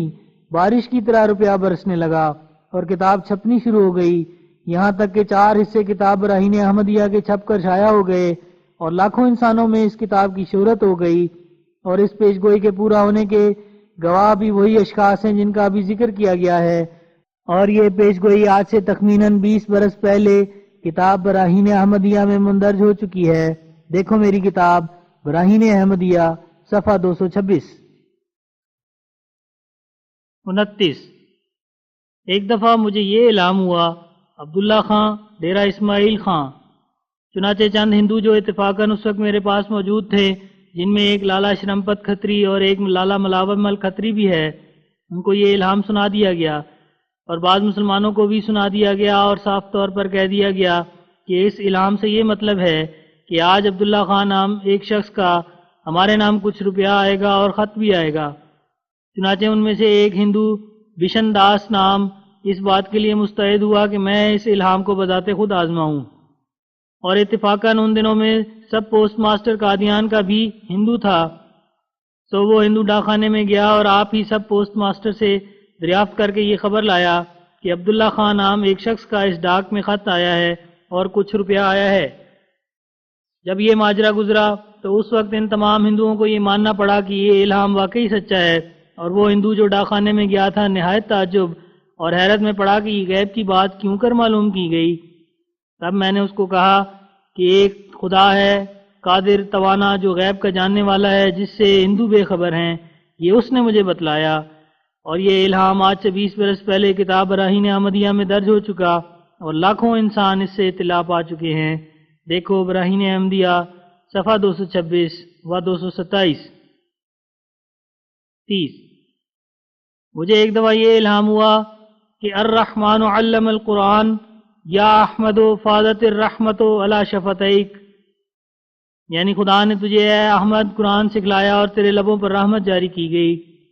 اور اس الہام کی تفہیم مجھے اس طرح پر ہوئی کہ کرامت اور نشان کے طور پر قرآن اور زبان قرآن کی نسبت دو طرح کی نعمتیں مجھ کو عطا کی گئی ہیں۔ ایک یہ کہ معارف عالیہ فرقان حمید بطور خارق عادت مجھ کو سکھلائے گئے جن میں دوسرا مقابلہ نہیں کر سکتا۔ دوسرا یہ کہ زبان قرآن یعنی عربی میں وہ بلاغت اور فصاحت مجھے دی گئی کہ اگر تمام علماء مخالفین باہم اتفاق کر کے بھی اس میں میرا مقابلہ کرنا چاہیں تو ناکام اور نامراد رہیں گے، اور وہ دیکھ لیں گے کہ جو حلاوت اور بلاغت اور فصاحت لسان عربی مع التزام حقائق و معارف و نکات میری کلام میں ہے، وہ ان کو اور ان کے دوستوں اور ان کے استادوں اور ان کے بزرگوں کو ہرگز حاصل نہیں۔ اس الہام کے بعد میں نے قرآن شریف کے بعض مقامات اور بعض صورتوں کی تفسیریں لکھیں، اور نیز عربی زبان میں کئی کتابیں نہایت بلیغ و فصیح تالیف کیں، اور مخالفوں کو ان کے مقابلے کے لیے بلایا، بلکہ بڑے بڑے انعام ان کے لیے مقرر کیے اگر وہ مقابلہ کر سکیں۔ اور ان میں سے جو نامی آدمی تھے جیسا کہ میاں نذیر حسین دہلوی اور ابو سعید محمد حسین بٹالوی ایڈیٹر اشاعت السنہ، ان لوگوں کو بار بار اس امر کی طرف دعوت کی گئی کہ اگر کچھ بھی ان کو علم قرآن میں دخل ہے یا زبان عربی میں مہارت ہے یا مجھے میرے دعوی مسیحیت میں کاذب سمجھتے ہیں تو ان حقائق و معارف پرز بلاغت کی نظیر پیش کریں جو میں نے کتابوں میں اس دعوے کے ساتھ لکھے ہیں کہ وہ انسانی طاقتوں سے بالا تر اور خدا تعالیٰ کے نشان ہیں، مگر وہ لوگ مقابلے سے عاجز آ گئے، نہ تو وہ ان حقائق معارف کی نظیر پیش کر سکے جن کو میں نے بعض قرآنی آیات اور صورتوں کی تفسیر لکھتے وقت اپنی کتابوں میں تحریر کیا تھا، اور نہ ان بلیغ اور فصیح کتابوں کی طرح 2 سطر بھی لکھ سکے جو میں نے عربی میں تالیف کر کے شائع کی تھیں۔ چنانچہ جس شخص نے میری کتاب نور الحق اور کرامات الصادقین اور سر الخلافہ اور اتمام الحجہ وغیرہ رسائل عربیہ پڑھے ہوں گے، اور نیز میرے رسالے انجام آتم اور نجم الہدا کی عربی عبارت کو دیکھا ہوگا، وہ اس بات کو بخوبی سمجھ لے گا کہ ان کتابوں میں کس زور شور سے بلاغت فصاحت کے لوازم کو نظم و نثر میں بجا لایا گیا ہے، اور پھر کس زور شور سے تمام مخالف مولویوں سے اس بات کا مطالبہ کیا گیا ہے کہ اگر وہ علم قرآن اور بلاغت سے کچھ حصہ رکھتے ہیں تو ان کتابوں کی نظیر پیش کریں، ورنہ میرے اس کاروبار کو خدا تعالیٰ کی طرف سے سمجھ کر میری حقیقت کا نشان اس کو قرار دیں۔ لیکن افسوس کہ ان مولویوں نے نہ تو انکار کو چھوڑا اور نہ میری کتابوں کی نظیر بنانے پر قادر ہو سکے۔ بہرحال ان پر خدا تعالیٰ کی حجت پوری ہو گئی اور وہ اس الزام کے نیچے آ گئے جس کے نیچے تمام وہ منکرین ہیں جنہوں نے خدا کے مامورین سے سرکشی کی۔ 31 تخمیناً عرصہ 20 عرص کا گزرا ہے کہ مجھ کو اس قرآنی آیت کا الہام ہوا تھا، اور وہ یہ ہے: هو الذی ارسل رسولہ بالہدی ودین الحق لیظہرہ علی الدین کلہ۔ ترجمہ: وہ خدا جس نے اپنے رسول کو ہدایت اور سچے دین کے ساتھ بھیجا تا وہ اپنے دین کو تمام دینوں پر غالب کرے۔ منہ اور مجھ کو اس الہام کے یہ معنی سمجھائے گئے تھے کہ میں خدا تعالیٰ کی طرف سے اس لیے بھیجا گیا ہوں کہ تا میرے ہاتھ سے خدا تعالیٰ اسلام کو تمام دینوں پر غالب کرے۔ اور اس جگہ یاد رہے کہ یہ قرآن شریف میں ایک عظیم الشان پیش گوئی ہے جس کی نسبت علماء محققین کا اتفاق ہے کہ یہ مسیح موعود کے ہاتھ پر پوری ہوگی۔ تو جس قدر اولیاء اور ابدال مجھ سے پہلے گزر گئے ہیں کسی نے ان میں سے اپنے تئیں اس پیش گوئی کا مصداق نہیں ٹھہرایا، اور نہ یہ دعویٰ کیا کہ اس آیت مذکورہ بالا کا مجھ کو اپنے حق میں الہام ہوا ہے۔ لیکن جب میرا وقت آیا تو مجھ کو یہ الہام ہوا اور مجھ کو بتلایا گیا کہ اس آیت کا مصداق تو ہے، اور تیرے ہی ہاتھ سے اور تیرے ہی زمانے میں دین اسلام کی فوقیت دوسرے دینوں پر ثابت ہوگی۔ چنانچہ یہ کرشمہ قدرت مہوتسو کے جلسے میں ظہور میں آ چکا، اور اس جلسے میں میری تقریر کے وقت بمقابل تمام تقریروں کے ہر ایک فرقے کے وکیل کو طعن یا کرہن اقرار کرنا پڑا کہ بے شک دین اسلام اپنی خوبیوں کے ساتھ ہر ایک مذہب سے بڑا ہوا ہے۔ اور پھر اسی پر کفایت نہیں ہوئی بلکہ خدا تعالیٰ نے میری تحریروں کے ساتھ ہر ایک فرقے پر اتمام حجت کی۔ ہندوؤں کے مقابل میں نے کتاب براہین احمدیہ اور سرما چشماریہ اور آریہ دھرم ایسی کتابیں تالیف کیں جن سے ہر ایک طالب حق پر بخوبی کھل گیا ہو کہ ہندو مذہب جس کی وید پر بنا قرار دی گئی ہے ہرگز خدا تعالیٰ کی طرف سے نہیں ہے، بلکہ وہ ایسے خلاف حق عقائد کا مجموعہ ہے جن میں نہ خدا تعالیٰ کی عزت اور عظمت اور قدرت کا کچھ پاس کیا گیا ہے اور نہ انسانی طہارت اور پاکیزگی کو مد نظر رکھا گیا ہے، میں نے ان کتابوں میں خود آریوں کے اقرار سے ثابت کر دیا ہے کہ ان کے مذہب کے روح سے اس عالم کا کوئی ایسا خالق نہیں ہے جس نے مخلوق کو عدم سے وجود دیا ہو، بلکہ ہر ایک چیز قدیم اور اپنے وجود کی آپ خدا ہے۔ پس اس صورت میں ہندوؤں کے پرمیشر کی شناخت کے لیے اور اس کی ہستی کو ماننے کے لیے کوئی دلیل قائم نہیں ہو سکتی، بلکہ اس مدعا کے مخالف دلائل قائم ہوتے ہیں۔ اسی وجہ سے ہندوؤں میں نصف کے قریب وہ فرقے ہیں جو پرمیشر کے وجود سے ہی منکر ہیں، کیونکہ وید کی اس تعلیم کے روح سے کہ ارواح اور مادہ خود بخود ہیں، پرمیشر کے وجود کی کچھ ضرورت معلوم نہیں ہوتی، اور ہر ایک دانا سمجھ سکتا ہے کہ جب یہ تمام قوا جو روحوں اور ذرات میں موجود ہیں کسی موجد کی محتاج نہیں اور ان کا وجود کسی ثانے کے وجود پر موقوف نہیں، تو پھر صرف روح اور جسم کو جوڑنے کی صنعت جو ادنا درجے کی صنعت ہے کیوں کر کسی ثانے کی محتاج ہو سکتی ہے؟ غرض یہ خیال کہ پرمیشر نے بعض اجزاء کو بعض سے جوڑا ہے اور روح کو جو قدیم سے خود بخود موجود ہے ان قدیم اجسام میں داخل کیا ہے، یہ نہایت کمزور خیال ہے، اور اس کو ثانے کے وجود پر دلیل سمجھنا سراسر ناسمجھی ہے، کیونکہ جبکہ یہ تمام چیزیں قدیم سے علیحدہ علیحدہ خود بخود موجود ہیں اور اپنے وجود اور بقا میں دوسروں کی محتاج نہیں، تو پھر ان چیزوں کے باہمی اتصال یا انفصال کے لیے کیوں پرمیشر کی حاجت ہے؟ اگر پرمیشر کی ذات ایسی واقعہ نہیں ہوئی جو اسی سے تمام چیزوں کا ظہور ہو اور اسی سے تمام چیزوں کی بقا ہو اور اسی سے ہر ایک چیز کو فیض پہنچے، تو خود اس کا وجود فضول ہوگا اور اس کے وجود پر کسی چیز کی دلالت کاملہ نہیں ہوگی۔ ہندوؤں کا یہ خیال کہ نیستی سے ہستی نہیں ہو سکتی صاف بتلا رہا ہے کہ خدا تعالیٰ اور اس کی ذات اور صفات کی معرفت کی سچی کتابیں ہرگز ان کو نہیں ملیں، لہذا انہوں نے اپنے پرمیشر کے افعال اور اس کی قوت اور شکتی کو صرف انسان کی قوت اور شکتی پر قیاس کر لیا ہے۔ ان کو یہ بھی معلوم نہیں کہ کیوں کر انسان کی سچی خوابوں اور واقعی کشفوں میں ہزارہ ایسی چیزیں وجود پذیر ہو جاتی ہیں کہ ابھی وہ بکلی پردہ نیستی میں مخفی ہوتی ہیں اور سال ہائے دراز کے بعد ان کا ظہور ہوتا ہے۔ پھر اگر خدا تعالیٰ نیستی سے ہستی نہیں کر سکتا تو کشفوں اور خوابوں میں ایسی ہستی کیوں ظہور میں آ جاتی ہے جس کا خارج میں کوئی نام و نشان نہیں؟ مثلاً اگر کسی کے گھر میں 20 سال کے بعد بیٹا پیدا ہونا ہو تو کبھی کبھی ایسا عجیب کشف یا عجیب خواب اس کو دکھلائی جاتی ہے کہ جو بیٹا پیدا ہونے سے پہلے بلکہ اس بیٹے کی ماں کے وجود سے بھی پہلے وہ اپنے اس بیٹے کو خواب کی حالت میں یا کشف کی حالت میں بعینی ہی دیکھ لیتا ہے، بلکہ بسا اوقات اس سے باتیں کر لیتا ہے، اور بسا اوقات وہ بیٹا ایسے راز اس کو بتلاتا ہے کہ جو مدت ہائے دراز کے بعد اور تحصیل علم کے بعد وہ طاقت بیٹے میں پیدا ہوتی ہے۔ حاشیہ: اس کے ثبوت کے لیے ہم خود ذمہ وار ہیں، مگر وہ لوگ کہاں ہیں جو سچائی کے طالب ہو کر آویں؟ من ہو۔ پس اگر خدا تعالیٰ انسان کی طرح مادہ اور پرکرتی کا محتاج ہے تو مثلاً وہ بیٹا جو خواب میں یا کشف میں حاضر کیا جاتا ہے جس کی ابھی ماں بھی پیدا نہیں ہوئی، وہ کس مادے یا پرمانوں سے بنایا جاتا ہے؟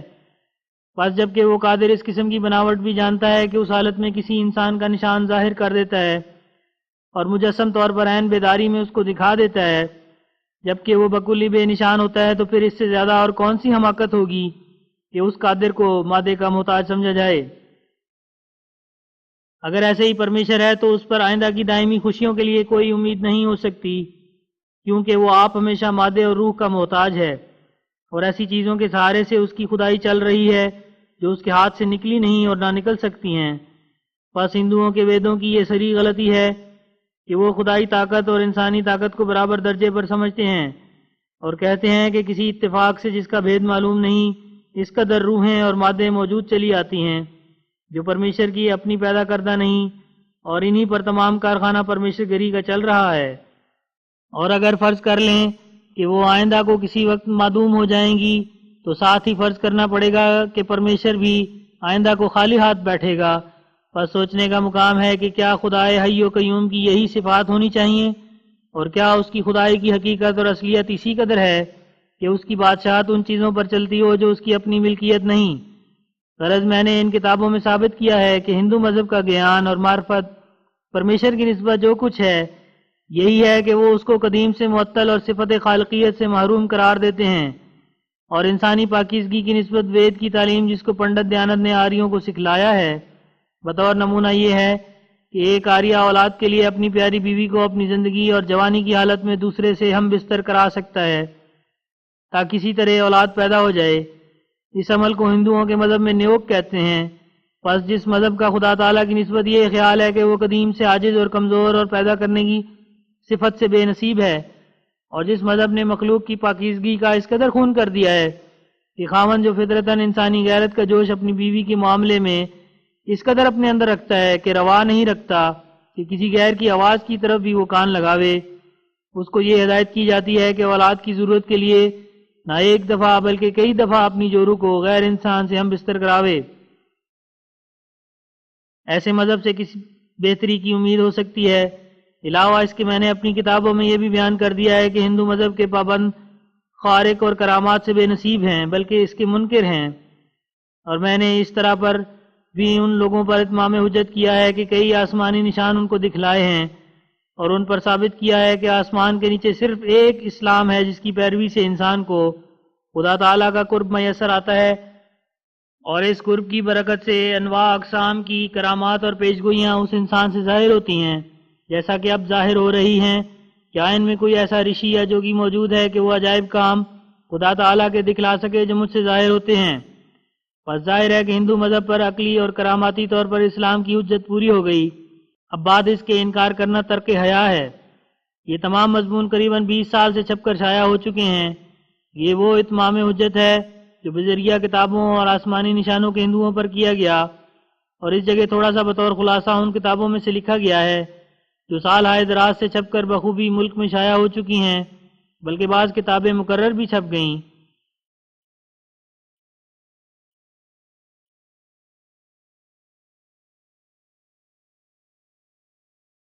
اور عیسائیوں کی نسبت جو اتمام حجت کیا گیا وہ بھی 2 قسم پر ہے۔ ایک وہ کتابیں ہیں جو میں نے عیسائیوں کے خیالات کے رد میں تالیف کیں، جیسا کہ براہین احمدیہ اور نور الحق اور کشف الغداء وغیرہ۔ دوسرے وہ نشان جو عیسائیوں پر حجت پوری کرنے کے لیے میں نے دکھلائے، اور میں نے ان کتابوں میں جو عیسائیوں کے مقابل پر لکھی گئی ہیں ثابت کر دیا ہے کہ عیسائیوں کا خون مسیح اور کفارے کا مسئلہ ایسا غلط ہے کہ ایک دانش مند اور منصف کے لیے کافی ہے کہ اسی مسئلے پر غور کر کے خدا سے ڈرے اور اس مذہب سے علیحدہ ہو جائے۔ حاشیہ: کیا کوئی عقل سلیم اس بات کو مان سکتی ہے کہ زید خون کرے اور بکر اس کے عوض میں سولی دیا جائے؟ منہو۔ حاشیہ ختم۔ اور میں نے ان کتابوں میں لکھا ہے کہ حضرت مسیح علیہ السلام کو لعنتی ٹھہرانے کا عقیدہ جو عیسائیوں کے مذہب کا اصل الاصول ہے، ایسا صریح البطلان ہے کہ ایک سطحی خیال کا انسان بھی معلوم کر سکتا ہے کہ کسی طرح ممکن نہیں کہ ایسا مذہب سچا ہو جس کی بنیاد ایسے عقیدے پر ہو جو ایک راست باز کے دل کو لعنت کے سیاہ داغ کے ساتھ ملوث کرنا چاہتا ہے، کیونکہ لعنت کا لفظ جو عربی اور عبرانی میں مشترک ہے نہایت پلید معنی رکھتا ہے، اور اس لفظ کے ایسے خبیث معنی ہیں کہ بجز شیطان کے اور کوئی اس کا مصداق نہیں ہو سکتا، کیونکہ عربی اور عبرانی کی زبان میں ملعون اس کو کہتے ہیں کہ جو خدا تعالیٰ کی رحمت سے ہمیشہ کے لیے رد کیا جائے۔ اسی وجہ سے لعین شیطان کا نام ہے، کیونکہ وہ ہمیشہ کے لیے رحمت الہی سے رد کیا گیا ہے، اور خدا تعالیٰ کی تمام کتابوں میں توریت سے قرآن شریف تک کسی ایسے شخص کی نسبت ملعون ہونے کا لفظ نہیں بولا گیا جس نے انجام کار خدا کی رحمت اور فضل سے حصہ لیا ہو، بلکہ ہمیشہ سے یہ ملعون اور لعنتی کا لفظ انہی ازلی بدبختوں پر اطلاق پاتا رہا ہے جو ہمیشہ کے لیے خدا تعالیٰ کی رحمت اور نجات اور نظر محبت سے بے نصیب کیے گئے، اور خدا کے لطف اور مہربانی اور فضل سے ابدی طور پر دور اور مہجور ہو گئے، اور ان کا رشتہ دائمی طور پر خدا تعالیٰ سے کاٹ دیا گیا، اور اس جہنم کا خلود ان کے لیے قرار پایا جو خدا تعالیٰ کے غضب کا جہنم ہے، اور خدا تعالیٰ کی رحمت میں داخل ہونے کی امید نہ رہے۔ اور نبیوں کے منہ سے بھی یہ لفظ کبھی ایسے اشخاص کی نسبت اطلاق نہیں پایا جو کسی وقت خدا کی ہدایت اور فضل اور رحم سے حصہ لینے والے تھے۔ اس لیے یہودیوں کی مقدس کتاب اور اسلام کی مقدس کتاب کی روح سے یہ عقیدہ متفق علیہ مانا گیا ہے کہ جو شخص ایسا ہو کہ خدا کی کتابوں میں اس پر ملعون کا لفظ بولا گیا ہو، وہ ہمیشہ کے لیے خدا کی رحمت سے محروم اور بے نصیب ہوتا ہے، جیسا کہ اس آیت میں بھی اشارہ ہے، ملعونین اینما ثقفوا اخذوا وقتلوا تقتیلا، یعنی زناکار اور زناکاری کی اشاعت کرنے والے جو مدینے میں ہیں یہ لعنتی ہیں، یعنی ہمیشہ کے لیے خدا کی رحمت سے رد کیے گئے، اس لیے یہ اس لائق ہیں کہ جہاں ان کو پاؤ قتل کر دو۔ بس اس آیت میں اس بات کی طرف یہ عجیب اشارہ ہے کہ لعنتی ہمیشہ کے لیے ہدایت سے محروم ہوتا ہے اور اس کی پیدائش ہی ایسی ہوتی ہے جس پر جھوٹ اور بدکاری کا جوش غالب رہتا ہے، اور اسی بنا پر قتل کرنے کا حکم ہوا، کیونکہ جو قابل علاج نہیں اور مرض متعدی رکھتا ہے اس کا مرنا بہتر ہے، اور یہی توریت میں لکھا ہے کہ لعنتی ہلاک ہوگا۔ علاوہ اس کے ملعون کے لفظ میں یہ کس قدر پلید معنی مندرج ہیں کہ عربی اور عبرانی زبان کے روح سے ملعون ہونے کی حالت میں ان لوازم کا پایا جانا ضروری ہے کہ شخص ملعون اپنی دلی خواہش سے خدا تعالیٰ سے بیزار ہو اور وہ خدا تعالیٰ سے اپنے دلی جوش کے ساتھ دشمنی رکھے، اور ایک ذرہ محبت اور تعظیم اللہ جل شانہ کی اس کے دل میں نہ ہو، اور ایسا ہی خدا کے دل میں بھی ایک ذرہ اس کی محبت نہ ہو، یہاں تک کہ وہ شیطان کا وارث ہو نہ خدا کا۔ اور یہ بھی لعنتی ہونے کے لوازم میں سے ہے کہ شخص ملعون خدا تعالیٰ کی شناخت اور معرفت اور محبت سے بکلی بے نصیب ہو۔ اب ظاہر ہے کہ یہ لعنت اور ملعون کی حالت کا مفہوم ایسا ناپاک مفہوم ہے کہ ایک ادنا سے ادنا ایماندار کی طرف منسوب نہیں ہو سکتا، چاہے جائے کہ حضرت مسیح علیہ السلام کی نسبت اس کو منسوب کیا جائے، کیونکہ ملعون ہونے سے مراد وہ سخت دلی کی تاریکی ہے جس میں ایک ذرہ خدا کی معرفت کا نور، خدا کی محبت کا نور، خدا کی تعظیم کا نور باقی نہ ہو۔ بس کیا روا ہے کہ ایسے مردار کی سی حالت ایک سیکنڈ کے لیے بھی مسیح جیسے راز باز کی طرف منسوب کی جائے؟ کیا نور اور تاریکی دونوں جمع ہو سکتی ہیں؟ لہذا اس سے صاف طور پر ثابت ہوتا ہے کہ عیسائی مذہب کے یہ عقائد سراسر باطل ہیں۔ نیک دل انسان ایسی نجات سے بیزار ہوگا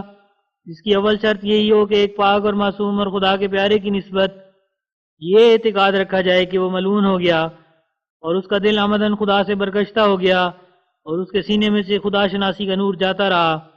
اور وہ شیطان کی طرح خدا تعالیٰ کا دشمن ہو گیا اور خدا سے بیزار ہو گیا اور شیطان کا وارث ہو گیا اور اس کا سارا دل سیاہ ہو گیا اور لعنت کی زہرناک کیفیت سے اس کا دل اور اس کی آنکھیں اور اس کے کان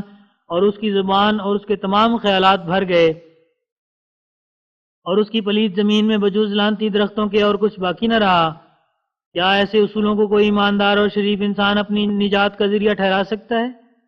اگر نجات کا یہی ذریعہ ہے تو ہر ایک پاک دل شخص کا کانشنس یہی گواہی دے گا کہ ایسی نجات سے ہمیشہ کا عذاب بہتر ہے، تمام انسانوں کا اس سے مرنا بہتر ہے کہ لعنت جیسا سڑا ہوا مردار جو شیطان کی خاص وراثت ہے مسیح جیسے پاک اور پاک دل کے منہ میں ڈالیں اور اس مردار کا اس کے دل کو ذخیرہ بناویں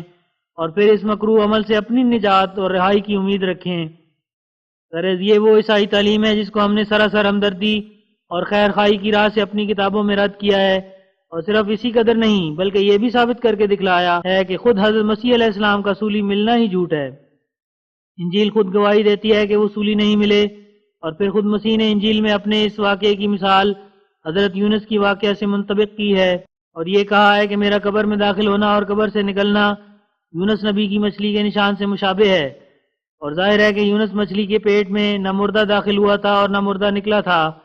بلکہ زندہ داخل ہوا اور زندہ ہی نکلا۔ پھر اگر حضرت مسیح قبر میں مردہ داخل ہوا تھا تو اس کے قصے کو یونس نبی کے قصے سے کیا مشابہت؟ اور ممکن نہیں کہ نبی جھوٹ بولے، اس لیے یہ اس بات پر یقینی دلیل ہے کہ حضرت مسیح علیہ السلام صلیب پر فوت نہیں ہوئے اور نہ مردہ ہونے کی حالت میں قبر میں داخل ہوئے،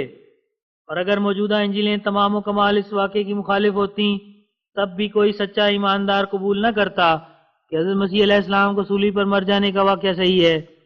کیونکہ اس سے صرف یہی نتیجہ نہیں نکلتا کہ حضرت مسیح اپنی اس مشابہت قرار دینے میں جھوٹے ٹھہرتے ہیں اور مشابہت سراسر غلط ثابت ہوتی ہے، بلکہ یہ نتیجہ بھی نکلتا ہے کہ وہ نعوذ باللہ ان بیلوں گدھوں کی طرح لعنتی بھی ہو گئے جن کی نسبت توریت میں مار دینے کا حکم تھا، اور نعوذ باللہ ان کے دل میں لعنت کی وہ زہر سرایت کر گئی جس نے شیطان کو ہمیشہ کے لیے ہلاک کیا ہے۔ لیکن موجودہ انجیلوں میں سے وہ انجیلیں بھی اب تک موجود ہیں، جیسا کہ انجیل برنباس جس میں حضرت مسیح علیہ السلام کے صولی ملنے سے انکار کیا گیا ہے، اور ان 4 انجیلوں کو دوسری انجیلوں پر کچھ ترجیح نہیں، کیونکہ یہ سب انجیلیں حواریوں کے زمانے کے بعد بعض یونان کے لوگوں نے بے سر و پا روایات کی بنا پر لکھی ہیں، اور ان میں حضرت مسیح کے ہاتھوں کی کوئی انجیل نہیں بلکہ حواریوں کے ہاتھوں کی بھی کوئی انجیل نہیں، اور یہ بات قبول کی گئی ہے کہ انجیل کا عبرانی نسخہ دنیا سے مفقود ہے۔ ماں سوائے اس کے یہ 4 انجیلیں جو 64 انجیلوں میں سے محض تحکم کے طور پر اختیار کی گئی ہیں، ان کے بیانات سے یہی ثابت ہوتا ہے کہ مسیح صلیب پر فوت نہیں ہوا، چنانچہ ہم اپنے رسالے مسیح ہند میں اس بحث کو صفائی سے طے کر چکے ہیں، اور ان انجیلوں سے یہ بھی ثابت ہے کہ حضرت مسیح علیہ السلام ایک باغ میں اپنی رہائی کے لیے تمام رات دعا کرتے رہے، اور اس غرض اور مدعا سے کہ کسی طرح سولی سے بچ جائیں، ساری رات رونے اور گڑ گڑانے اور سجدہ کرنے میں گزری، اور یہ غیر ممکن ہے کہ جس نیک انسان کو یہ توفیق دی جائے کہ تمام رات درد دل سے کسی بات کے ہو جانے کے لیے دعا کرے، اور اس دعا کے لیے اس کو پورا جوش عطا کیا جائے، اور پھر وہ دعا نامنظور اور نامقبول ہو۔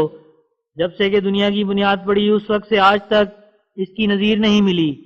اور خدا تعالیٰ کی تمام کتابوں میں بالاتفاق یہ گواہی پائی جاتی ہے کہ راست بازوں کی دعا قبول ہوتی ہے اور ان کے کھٹکھٹانے پر ضرور کھولا جاتا ہے۔ پھر مسیح کی دعا کو کیا روک پیش آئی کہ باوجود ساری رات کی گریہ وزاری اور شور و غوغا کے ردی کی طرح پھینک دی گئی اور قبول نہ ہوئی؟ کیا خدا تعالیٰ کی کتابوں میں اس واقعے کی کوئی اور نظیر بھی ہے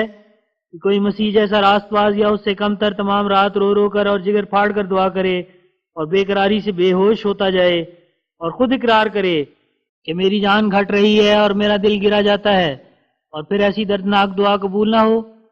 ہم دیکھتے ہیں کہ اگر خدا تعالیٰ ہماری کوئی دعا قبول کرنا نہیں چاہتا تو جلد ہمیں اطلاع بخشتا ہے اور اس دردناک حالت تک ہمیں نہیں پہنچاتا جس میں اس کا قانون قدرت یہی واقعہ ہے کہ اس درجے پر وفادار بندوں کی دعا پہنچ کر ضرور قبول ہو جایا کرتی ہے۔ پھر مسیح کی دعا کو کیا بلا پیش آئی کہ نہ تو وہ قبول ہوئی اور نہ ہی انہیں پہلے سے اطلاع دی گئی کہ یہ دعا قبول نہیں ہوگی، اور نتیجہ یہ ہوا کہ بقول عیسائیوں کے خدا کی اس خاموشی سے مسیح سخت حیرت میں پڑا، یہاں تک کہ جب صلیب پر چڑھایا گیا تو بے اختیار عالم نو امیدی میں بول اٹھا کہ ایلی ایلی لما سبقتانی، یعنی اے میرے خدا تو نے مجھے کیوں چھوڑ دیا؟ غرض میں نے اپنی کتابوں سے حق کے طالبوں کو اس بات کی طرف توجہ دلائی ہے کہ وہ پہلے اس بات کو ذہن میں رکھ کر کہ مقبولوں کی اول علامت مستجاب الدعوات ہونا ہے، خاص کر اس حالت میں جب کہ ان کا درد دل نہایت تک پہنچ جائے، پھر اس بات کو سوچیں کہ کیوں کر ممکن ہے کہ باوجود کہ حضرت مسیح علیہ السلام نے ہمارے غم کے بے جان اور ناتوان ہو کر ایک باغ میں جو پھل لانے کی جگہ ہے بکمال درد ساری رات دعا کی اور کہا کہ اے میرے باپ، اگر ممکن ہو تو یہ پیالہ مجھ سے ٹال دیا جائے، مگر پھر بھی وہیں ہما سوز و گداز اپنی دعا کا پھل دیکھنے سے نامراد رہا۔ یہ بات عارفوں اور ایمانداروں کے نزدیک ایسی جھوٹ ہے جیسا کہ دن کو کہا جائے کہ رات ہے، یا اجالے کو کہا جائے کہ اندھیرا ہے، یا چشمہ شیریں کو کہا جائے کہ تلخ اور شور ہے۔ جس دعا میں رات کے 4 پہر برابر سوز و گداز اور گریہ وزاری اور سجدات اور جانکائی میں گزریں، کبھی ممکن نہیں کہ خدائے کریم و رحیم ایسی دعا کو نامنظور کرے، خاص کر وہ دعا جو ایک مقبول کے منہ سے نکالی ہو۔ پس اس تحقیق سے ظاہر ہے کہ حضرت مسیح کی دعا قبول ہو گئی تھی، اور اسی وجہ سے خدا تعالیٰ نے حضرت مسیح کی نجات کے لیے ایسے اسباب پیدا کر دیے تھے جو اس کی رہائی کے لیے قطعی اسباب تھے۔ ازاں جملہ ایک یہ کہ پیلاطوس کی بیوی کو فرشتے نے خواب میں کہا کہ اگر یسوع سولی پر مر گیا تو اس میں تمہاری تباہی ہے، اور اس بات کی خدا تعالیٰ کی کتابوں میں کوئی نظیر نہیں ملتی کہ خدا تعالیٰ کی طرف سے کسی کو خواب میں فرشتہ کہے کہ اگر ایسا کام نہیں کرو گے تو تم تباہ ہو جاؤ گے، اور پھر فرشتے کے کہنے کا ان کے دلوں پر کچھ بھی اثر نہ ہو اور وہ کہنا رائے گاں جائے۔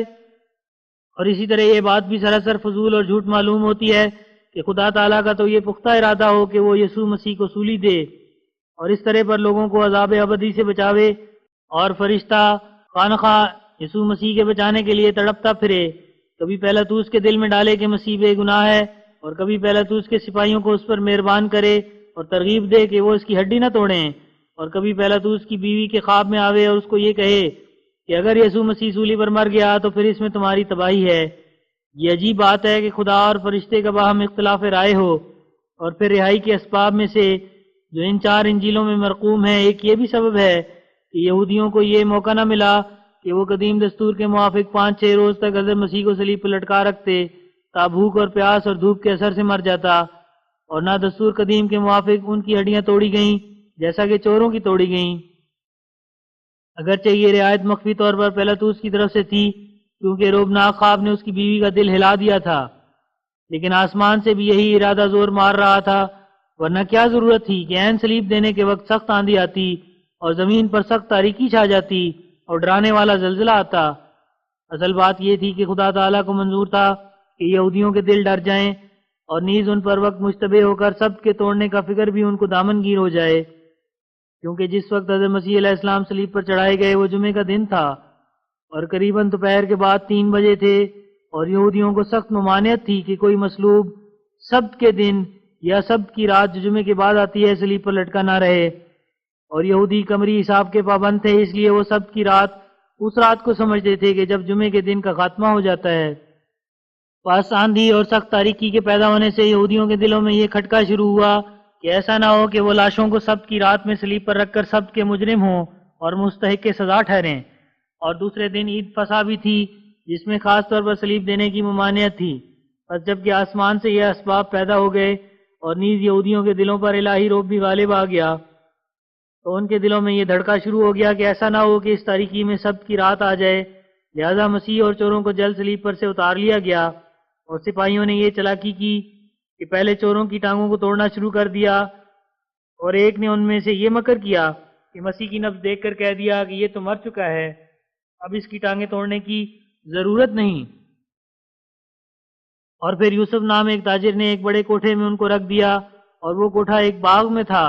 اور یہودی مردوں کے لیے ایسے وسیع کوٹھے کھڑکی دار بھی بنایا کرتے تھے۔ حضرت مسیح اس طرح بچ گئے، اور پھر 40 دن تک مرہم عیسیٰ سے ان کے زخموں کا علاج ہوتا رہا، جیسا کہ کتاب مسیح ہند میں ہم ثابت کر چکے ہیں۔ اور پھر خدا تعالیٰ کے فضل اور کرم سے حضرت مسیح علیہ السلام کو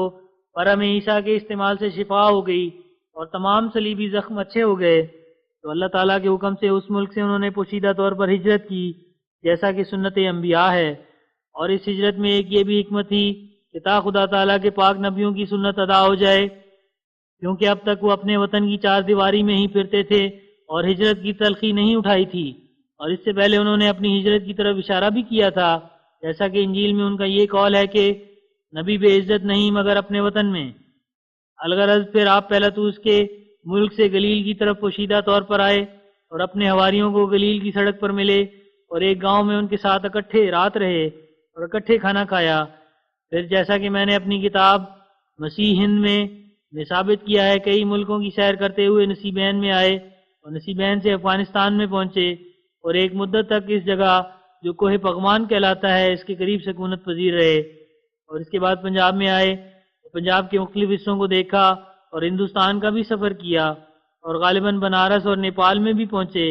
اور پھر پنجاب کی طرف لوٹ کر کشمیر کا قصد کیا، اور بقیہ عمر سری نگر میں گزاری اور وہیں فوت ہوئے،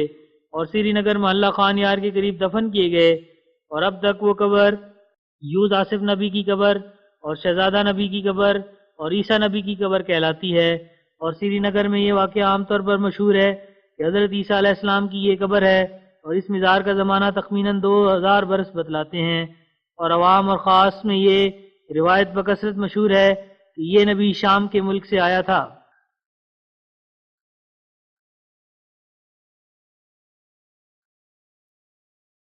غرض یہ دلائل اور حقائق اور معارف ہیں جو عیسائی مذہب کے باطل کرنے کے لیے خدا تعالیٰ نے میرے ہاتھ پر ثابت کیے،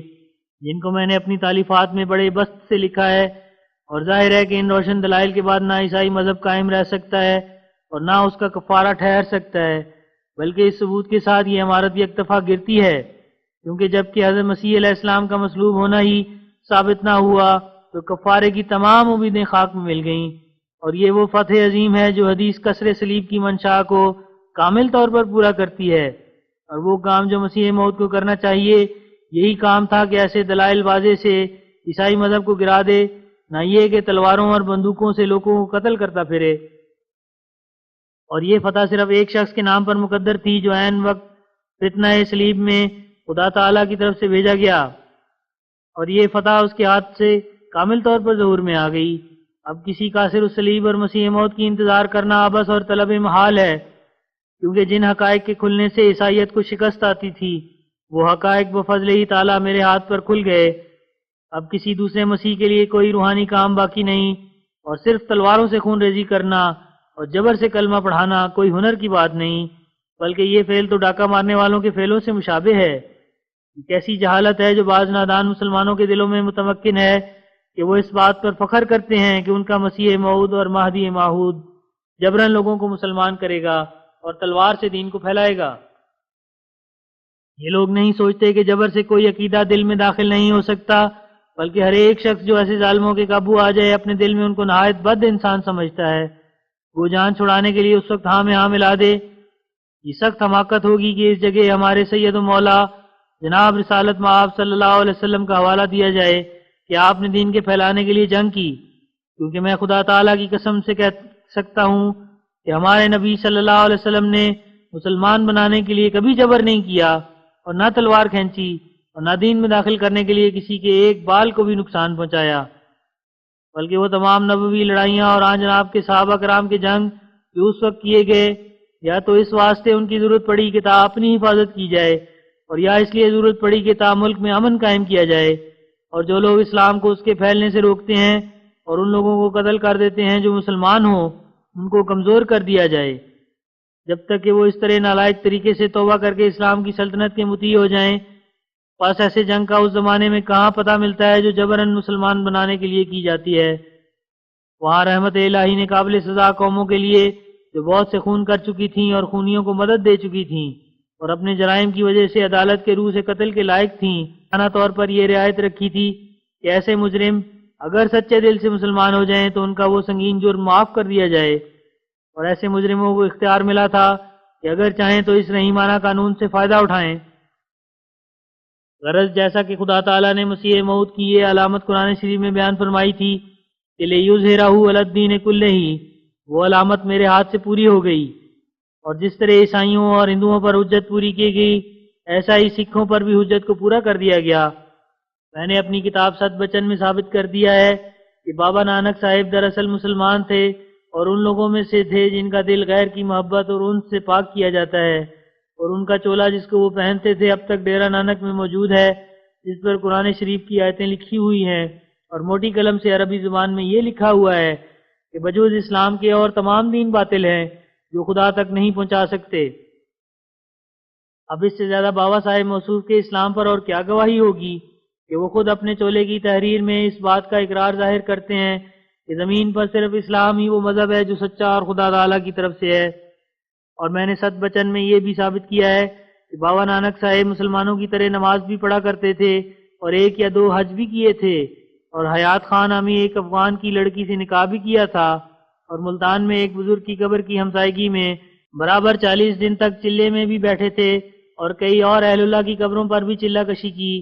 اور یہ دلائل ان کے اسلام پر ایسے مضبوط ہیں جو ان سے بڑھ کر اور کسی دلیل کی ضرورت نہیں، اور گرنتھ کے وہ اشعار جو ان کی طرف منسوب کیے گئے ہیں قرآن شریف کی تعلیم سے سراسر موافق ہیں، بلکہ وہ اپنے بعض اشعار میں عام لوگوں کو نماز کی ترغیب دیتے ہیں، اور اگر فرض کر لیں کہ گرنتھ میں اسلام کی نسبت بعض بے ادبی کے الفاظ ہیں تو بلا شبہ بابا صاحب کا ان ناپاک شعروں سے دامن مبرہ ہے، بلکہ بلا شبہ یہ اس زمانے کے شعر ہوں گے جبکہ سکھوں میں اسلام کی نسبت بہت کچھ کینہ اور تعصب پیدا ہو گیا تھا، کیونکہ گرنتھ کے شعر تمام بابا صاحب کا ہی کلام نہیں ہے، بلکہ اس میں بہت کچھ ذخیرہ دوسرے لوگوں کے شعروں کا ہے جس سے ہمیں کچھ تعلق نہیں۔ علاوہ اس کے یہ گرنتھ جو خالصہ صاحبوں کے ہاتھ میں ہے بابا صاحب کی وفات سے بہت مدت بعد اکٹھا کیا گیا ہے، اور روایتوں کا کوئی صحیح سلسلہ سکھوں کے ہاتھ میں نہیں ہے۔ معلوم نہیں کہ کہاں کہاں سے اور کس کس سے یہ شعر لیے گئے اور کیا کچھ کم کیا گیا یا بڑھایا گیا۔ میں نے گرنتھ کے وہ شعر غور سے دیکھے ہیں جو بابا نانک صاحب کی طرف منسوب کیے جاتے ہیں، اور میں ایک مدت تک گرنتھ کو سنتا رہا اور خود بھی پڑھتا رہا اور اس میں غور کرتا رہا۔ میں اپنے پختہ تجربے کی بنا پر ناظرین کو یقین دلاتا ہوں کہ جس قدر ان میں سے عمدہ شعر معارف اور حقائق سے پر ہیں وہ سراسر قرآن شریف کا ترجمہ ہے۔ معلوم ہوتا ہے کہ بابا صاحب جو ایک مدت تک اہل اسلام اور اولیاء اسلام کی خدمت میں رہے، ان کے منہ سے یہ حقائق قرآنی سنتے رہے اور آخر انہی حقائق کو اپنی بھاشا زبان میں ترجمہ کر کے نظم میں قوم کی بھلائی کے لیے مشہور کر دیا۔ غرض بابا صاحب کا اسلام ایک ایسے چمکدار ستارے کی طرح ہے جو کسی طرح وہ چھپ ہی نہیں سکتا۔ بابا صاحب کی یہ کارروائی نہایت قابل قدر ہے جو انہوں نے اپنی جماعت کو ہندوؤں اور ان کے ویدوں سے علیحدہ کر دیا، جیسا کہ ابھی 1898 عیسوی یا 1899 عیسوی میں بعض گرنتھ کے فاضل سکھوں نے اخبار عام میں یہ شائع کر دیا ہے کہ ہمیں ہندوؤں سے کچھ تعلق نہیں۔ غرض یہ اتمام حجت ہے جو میں نے اپنی کتابوں میں خالصہ قوم پر کیا ہے۔ اب اگر وہ چاہیں تو قبول کریں اور بابا صاحب کی اصل منشا پر چل کر اپنی عاقبت درست کر لیں کہ دنیا میں ہمیشہ رہنا نہیں، اور ایک مشترک کارروائی جس سے تمام مخالف مذہبوں پر حجت پوری ہو گئی ہے میری طرف سے یہ ہے کہ میں نے عام اعلان دیا ہے کہ آسمانی نشان اور برکات اور پرمیشر کی شکتی کے کام صرف اسلام میں ہی پائے جاتے ہیں، اور دنیا میں کوئی ایسا مذہب نہیں کہ ان نشانوں میں اسلام کا مقابلہ کر سکے۔ اس بات کے لیے خدا تعالیٰ نے تمام مخالفین کو ملزم اور لاجواب کرنے کے لیے مجھے پیش کیا ہے، اور میں یقیناً جانتا ہوں کہ ہندوؤں اور عیسائیوں اور سکھوں میں ایک بھی نہیں کہ جو آسمانی نشانوں اور قبولیتوں اور برکتوں میں میرا مقابلہ کر سکے۔ یہ بات ظاہر ہے کہ زندہ مذہب وہی مذہب ہے جو آسمانی نشان ساتھ رکھتا ہو اور کامل امتیاز کا نور اس کے سر پر چمکتا ہو، تو وہ اسلام ہے۔ کیا عیسائیوں میں یا سکھوں میں یا ہندوؤں میں کوئی ایسا ہے کہ اس میں میرا مقابلہ کر سکے؟ تو میری سچائی کے لیے یہ کافی حجت ہے کہ میرے مقابل پر کسی قدم کو قرار نہیں۔ اب جس طرح چاہو اپنی تسلی کر لو کہ میرے ظہور سے وہ پیشگوئی پوری ہو گئی جو براہین احمدیہ میں قرآنی منشا کے موافق تھی، اور وہ یہ ہے: وَالَّذِي أَرْسَلَ رَسُولَهُ بِالْهُدَى وَدِينِ الْحَقِّ لِيُظْهِرَهُ عَلَى الدِّينِ كُلِّهِ۔ 32 براہین احمدیہ میں مجھے خدا تعالیٰ نے اپنے الہام سے خبر دی ہے کہ عیسائیوں کی طرف سے ایک فتنہ ہوگا، اور وہ اپنے مذہب کی تائید میں اسلام پر الزام قائم کریں گے، یعنی کچھ مکر کریں گے اور حق کو چھپائیں گے، اور خدا بھی مکر کرے گا، یعنی عیسائیوں کے مکر کی اصل حقیقت کھول دے گا اور ان کی پردہ دری کرے گا، اور ان کا مکر انہی کے منہ پر مارے گا۔ چنانچہ اس پیشگوئی سے تخمیناً 15 برس بعد ڈپٹی عبداللہ آتھم عیسائی اور اس کے دوستوں نے، جو عیسائی تھے، یہی مکر کیا اور اسلام کی ایک عظیم الشان فتح کو مخفی رکھنے کے لیے جھوٹ بولا، اور یہ افترا کیا کہ آتھم پیشگوئی سے نہیں بلکہ 3 حملوں سے ڈرتا رہا۔ یہ تو ناظرین کو معلوم ہوگا کہ موت کی پیشگوئی اس کے حق میں کی گئی تھی، اور اس پیشگوئی کی 15 مہینے میعاد تھی، مگر اس کے ساتھ ایک الہامی شرط تھی، اور وہ یہ تھی کہ اگر آتھم 15 مہینے کی میعاد میں حق کی طرف رجوع کرے گا تو اس بات سے بچ جائے گا کہ 15 مہینے کے اندر اندر مر جائے، بلکہ اس کی موت میں کسی قدر تاخیر ڈال دی جائے گی۔ چنانچہ ایسا ہی ہوا کہ آتھم بوجہ پابندی شرط کے 15 مہینے کی میعاد میں نہ مرا بلکہ کچھ تاخیر کے بعد مر گیا۔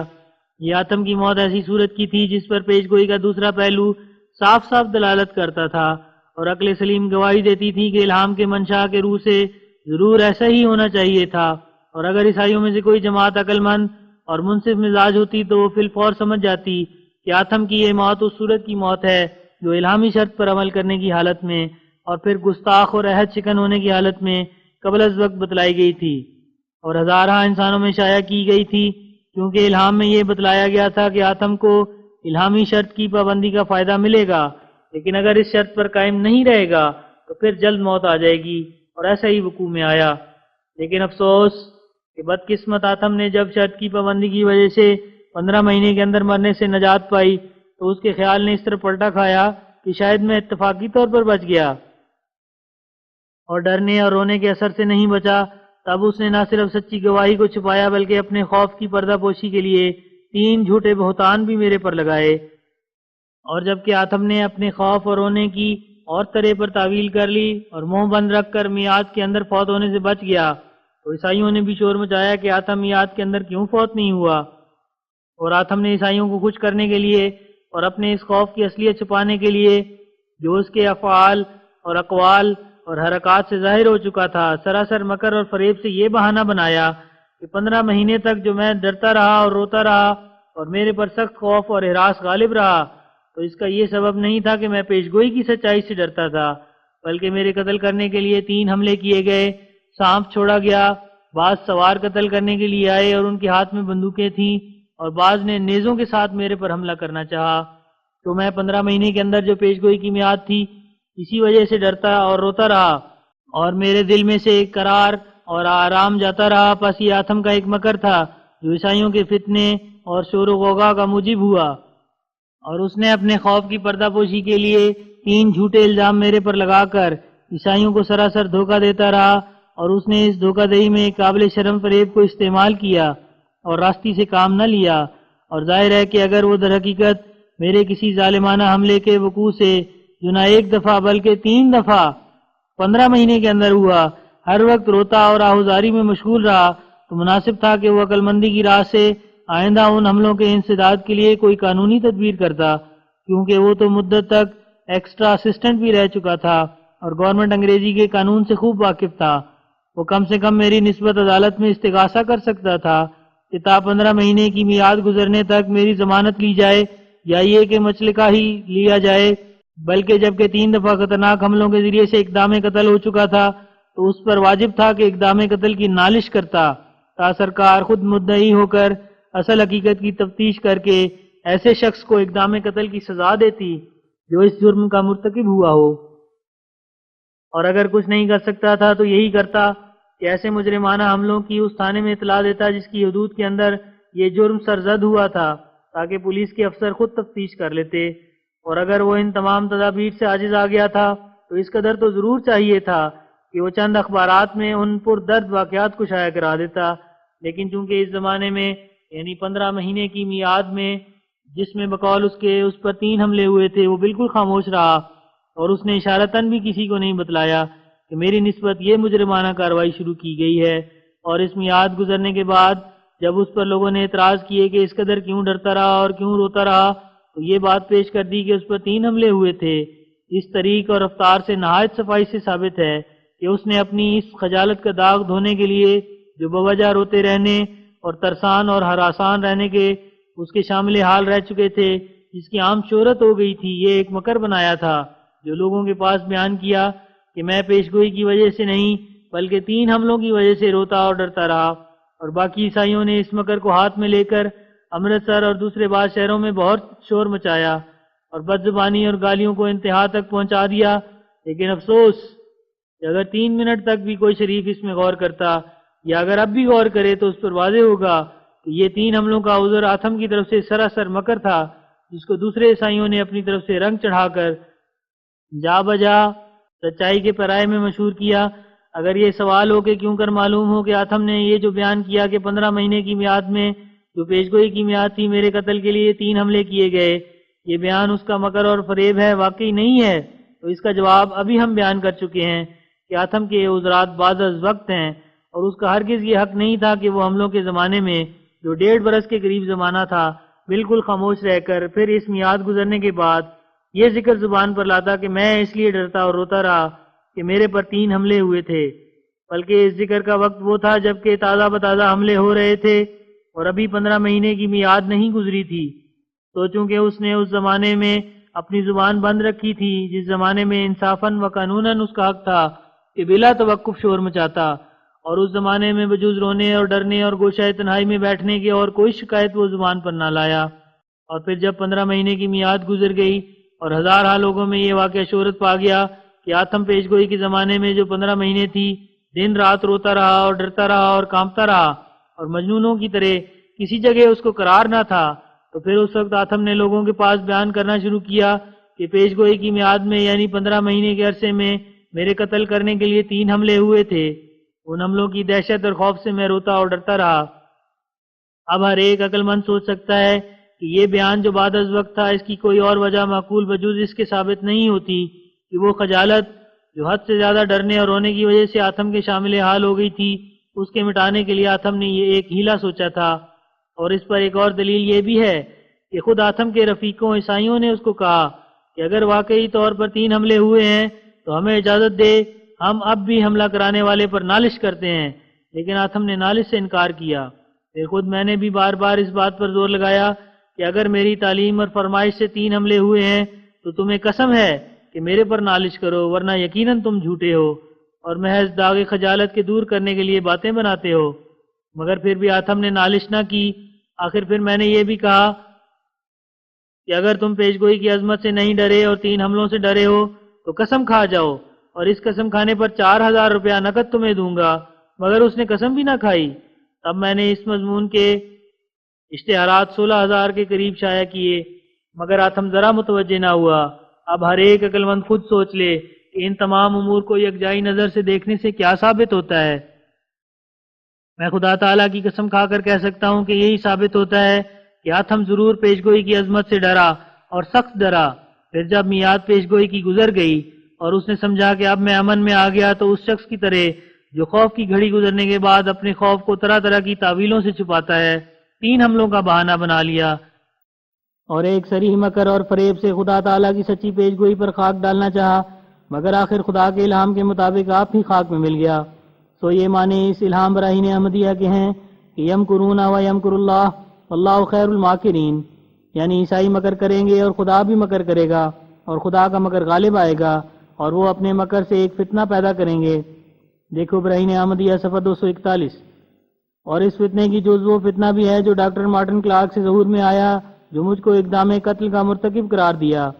غرض براہین احمدیہ میں فتنہ آتھم اور کلارک کے متعلق کی عظیم شان پیش گوئی ہے جو صاف طور پر سمجھ آتی ہے۔ دیکھو براہین احمدیہ صفحہ 241۔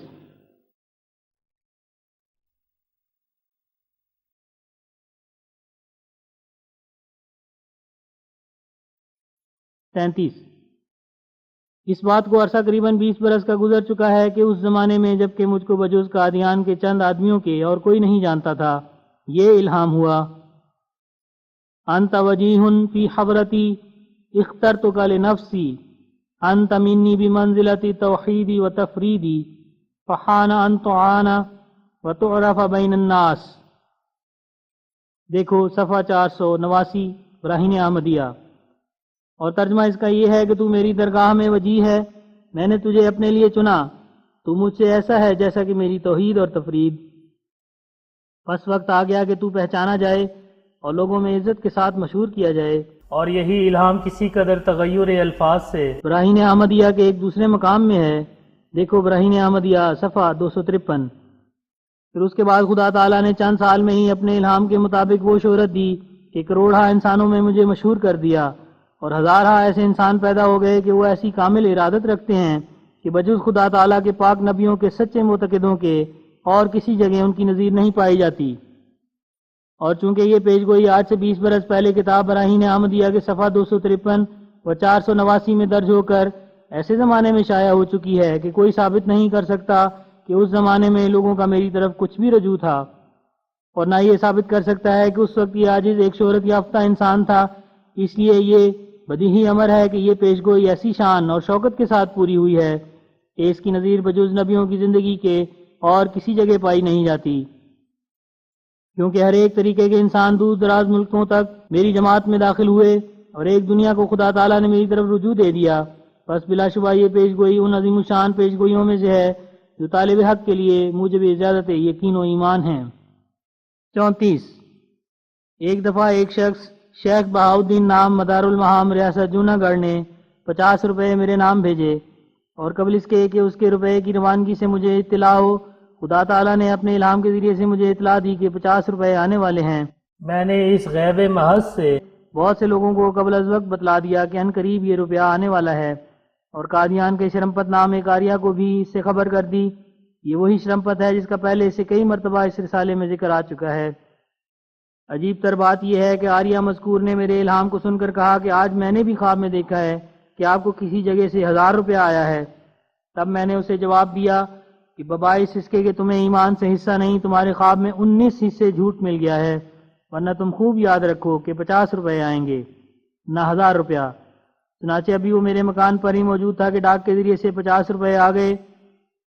جو شیخ مذکور نے بھیجے تھے، اور یہ نشان آج سے 20 برس پہلے براہین احمدیہ میں درج ہو کر ہزارہ انسانوں میں شہرت پا چکا ہے۔ دیکھو میری کتاب براہین احمدیہ صفحہ 255۔ اور لالا شرمپت کو اگر حلفاً پوچھا جائے تو یقین ہے کہ سچ کہہ دے گا، مگر حلف مطابق نمونہ نمبر 2 کے ہوگی۔ 35۔ ایک وکیل صاحب سیالکوٹ میں ہیں جن کا نام لالا بھیم سین ہے۔ ایک مرتبہ جب انہوں نے اس ضلع میں وکالت کا امتحان دیا تو میں نے ایک خواب کے ذریعے سے ان کو بتلایا کہ خدا تعالیٰ کی طرف سے ایسا مقدر ہے کہ اس ضلع کے کل اشخاص جنہوں نے وکالت یا مختاری کا امتحان دیا ہے فیل ہو جائیں گے، مگر سب میں سے